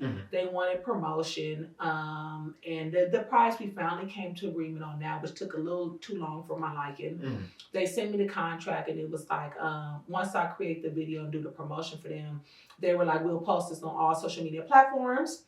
And then it said it may be on TV, it may be on television, everything. And it was like, we'll have all rights for in perpetuity. And I was like, oh, no. I was like, because you guys are giving me a flat fee. So why would I let you give me a flat fee for this promotion? You'll take this and you're basically saying you're going to put it on any platform, maybe a commercial, TV. You can use it for however long, billboard, long you want to use it too. Because you can have a commercial run for a whole year straight. Sure. So I'm thinking, y'all not about to take what I create for y'all, this commercial, and put it on every website, commercials, TV, and you saying forever. So that means in 4 or 5 years, if y'all wanted to use it again, you could keep using it. And I was like, no, it sounds like you guys want to pay me once, but eat off me for the next 3, 4, 5, 6 years. And we didn't come to an agreement, and I never signed it. Yeah. Business wasn't right. Got you. Okay. No, that makes sense. And it was crazy because when I talked to the lady, she said, well, this is our standard contract for everybody. And I said, wow, so creators are signing this? And I was so disappointed because I'm like, that's the problem, is that you got creators that are signing this. So then when they bring it to someone else with, that's smart and intelligent, they like, this is a bad contract. It's look like, oh shit, we'll just go to somebody else. Because ... done already signed it. They don't know. Yeah, so, she don't want to sign, it's cool. We're going to just keep going to somewhere else and they're going to do it. But it's like, it would be better if everybody took a stance and it's like, we're not signing this. So that way it's like, we're going to have to take this out the contract. Because we reached out to ... He said no because of in perpetuity. She said no. After so many no's, they going to call him like, hey, we've got to redo the contract. We need to take the line out. But if you got everybody saying yes, and you only got one person saying no, you're not about to change your contract. Because you already got John, Samantha, Tim, all these people to say, yeah. It's like, we did want her. She said, no, it's cool. We just go sign someone else. That and then it hurt. And when creators take very low deals, it hurts other creators because you got to think as a business. So say I got this nail line, and I'm like, hey, I want you to do promo for me, right? Whatever promo you think of, I just need a 1-minute promo, right? Let's say you have 500,000 followers. You say, okay, I'm gonna do the promo for $3,000. Okay. You now just hindered all the other creators because you have a platform of 500,000. That is such a huge platform. For you to only ask for 3,000 is terrible because then when they reach out to another creator, like let's say only has 200,000 followers, right? And they're like, I need 5,000. They're gonna be like, why would I pay her 5,000 when the person that had 500,000 only 3? Man, so it hurts us. You get what I'm saying? And I can't knock it because as a business perspective, if I'm that company, I'm like, well, why would I pay you 5,000? You got 200,000 followers. I paid him 3,000, 500,000. Let me just go to somebody else. And you see what I'm saying? Then me as the business person that's trying to get you, I'm gonna be like, oh wow, she was asking for a lot because all he wanted was 3. When really, no, she wasn't asking for a lot. The amount she asked for was justified. Her asking for 5 bands for 200,000 followers is about right. Bro with the 500,000 should have asked for 8. You see what I'm saying? But now the company is thinking like that's the going rate. Because we can lowball you. Because that's what you accepted. Right. So now they're thinking this is the standard. When it's like, no, that's not the standard. That's just what you accepted. So now we're gonna set that for everybody else. And it hinders everybody else. So then when they come to me or something and I got lower views and I'm asking for maybe double, now it look like I'm greedy or something. But it's like, no, this is what I deserve. You was just lowballed yourself. You just didn't know your worth. You was a fool. But because they got you and maybe 5 other fools, now they're thinking, well, this is the average. So now they're like, yeah, people with 1 million subscribers for promo, they only want 4,000. And we hit Tim, he had 1 million subscribers. We hit her with 1 million. All of them got 1 million subscribers. All they want is $3,000. So they're going to think like, oh, well, on average, if a person has 1 million followers and I want promo, I typically pay them $3,000. So and it's like, whoa, no. So bro, you with the million should be asking for 10K. So it's not. So it's true what they say. Yeah, it's it not really what hurts. you're worth. It's what you negotiate. Yes. And it hinders, when I say it truly hurts other creators. That shit be trash. But it's like, man, imagine if that creator would have held on 6K or 7, he would make them have to rise up. To everybody else, right? Yeah. So if that creator for the, let's say, 500,000, instead of him saying 3,000, let's say he like, no, I need 8. And let's say they're like, okay, we ain't gonna pay that much. They go to another creator with the same 500,000, and that creator like, oh no, I need 8. And they keep going and everybody's saying 8, they're gonna be like, well, dang, I guess we gotta give them 8. Because we still need the promo. You get what I'm saying? So we gotta keep it consistent. We still need the promo. So they're gonna try to ask other people, but if everybody with the 500,000 following all have a range between 7 or 8 bands, even if they only wanted to put out 3, they're gonna go back to the financial team and they're gonna be like, hey, I know our budget was 3. We reached out to 10 creators. They all had 1 million followers. They were all verified. On average, all of them wanted between 6 to 8. So they're going to be like, we know the budget was 3, but they're not going to do it. So then their team's going to be like, well, okay, we're going to have to go back and off. So it's going to force them, do you get what I'm saying? To have to pay more, because it's going to be like, none of them are taking that offer. And that's all we can. Right. And we still need the promo. So it's going to make them have to rise to the occasion. Yeah. But if everybody is taking these lowball offers, it's like, oh, we just going to give them crumbs, because that's what they're accepting. So if you're going to accept the crumbs, I'm going to keep giving you crumbs. And I can't even knock it, because from a corporate perspective, I understand it. Maximize profit, minimize cost.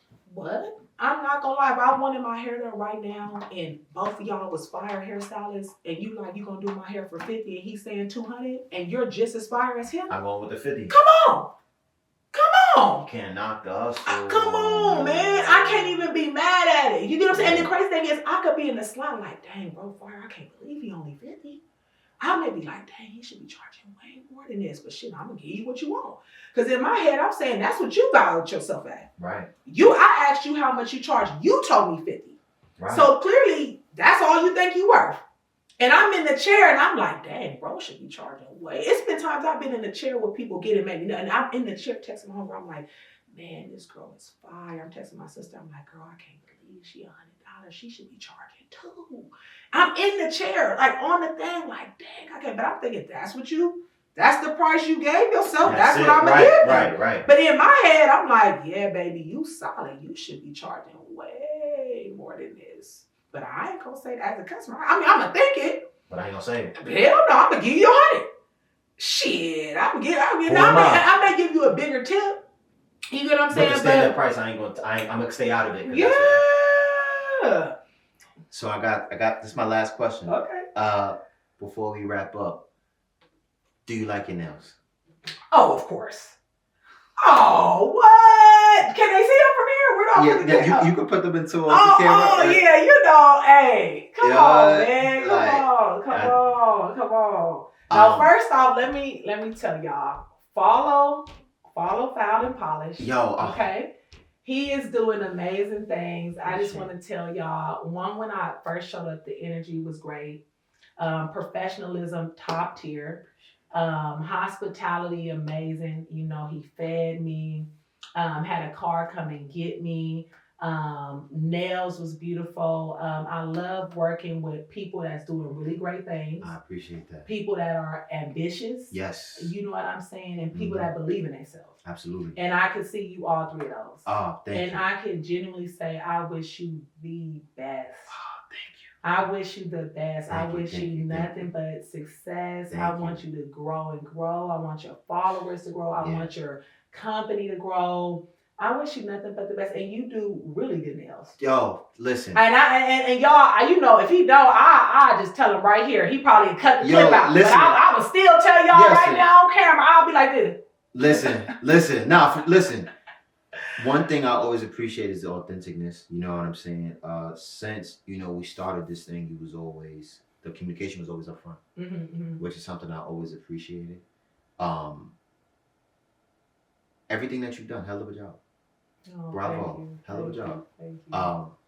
You don't have many people that look like us that's doing it at this level. Yes. That continue to do it at this level, so that you're building for something for the future and for the young girls out there, for the young adults out there. Yeah. I want to follow in your footsteps. You always make sure that you keep everything that you're doing top notch. And before we close out, what can your followers and your supporters expect, in the future? If you want to give a tidbit. No, you could. I definitely will. So I have a new series I've been working on. Okay. It's called That Time of the Month. Ooh. So I plan to drop it hopefully in January. Okay. Hopefully. Okay. Or maybe in February. It's 8 episodes. Every episode is like 10 to 15 minutes. Okay. And basically, to sum it up, it's about women and their periods and everything they go through, right? But don't think, guys, it's this girly girl thing. Like, no, it's hilarious, it's funny, it's unique, it's different. And I think everyone's going to love it. Men, women, and it's not like a show for girls or chicks. Like, nah, a guy could be watching it, laughing. It's really dope. I hope people like it as much as I do. Listen, if y'all don't know, now you know. Anticipation is. I want to see it. Yeah. I'm gonna tune in. I'm gonna tune in. Oh my goodness. Oh wait, and I gotta say one more thing, y'all. I'm not gonna front. I've never had my nails done by a guy. Oh. And I was actually a little hesitant. I was a little like, I don't know. And I can honestly say you do nails just as good as a female. Thank you. I'm serious. That. Listen. You do nails just as good as my nail tech. And I can honestly say my nail tech has been doing nails 15 years. Oh, wow. She's been doing nails 15 years. And I'm looking at the thinness of this. I don't like my nails really thick. Right. Yeah, I don't like them thick. But I don't like them too thin that they're flimsy. Right. Like they could break. They sturdy. Yes. So it's a perfect middle. It's not too thick. It's not too thin. It's just perfect. I don't feel like they're fragile. They're going to break. Yeah. You know what I'm saying? I also looking at my cuticles and where the pain is starting. Yeah. Sometimes people started up too much where it already look like they're 2 days old. Do you know what I'm trying to say? Yes.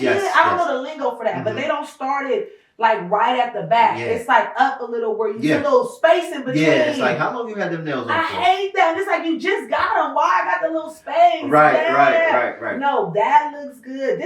You did a really good job. You know, did a really good job, black man. Yeah. You should be proud of yourself. Don't hate me like that, you know. You should be proud for real. And I'm actually very impressed. I honestly didn't know what to expect. Listen. So I'm actually really happy with the end result. Listen. And if I wasn't, I'll be like, oh, you did cool. No, fact. Listen. Yeah, I'll be like, oh. I've learned this. I've learned enough about you that you don't pull no punches. Yeah, I'll keep be it. Like, you real raw, no cut. Okay. Yeah, no. 100%. This has been fun. I really enjoyed myself. You gotta come back, please. I will. You gotta come back. I will. This has been another episode of On the Top Coat. You did. I'm your host, T. Davis. This has been the lovely Miss Sade, LA's finest. She killing it. Presented by Filed and Polished. Yes. The first luxury nail care service that is exclusive and affordable. We'll see you next episode, man. Yes, peace. Y'all tune in. Yes. Love. Miss Sade, thank you. I love. You really did a good job. Yo, boom, that's a cut. Yo, thank you. No, you really did a good job. Yo, listen, and I was.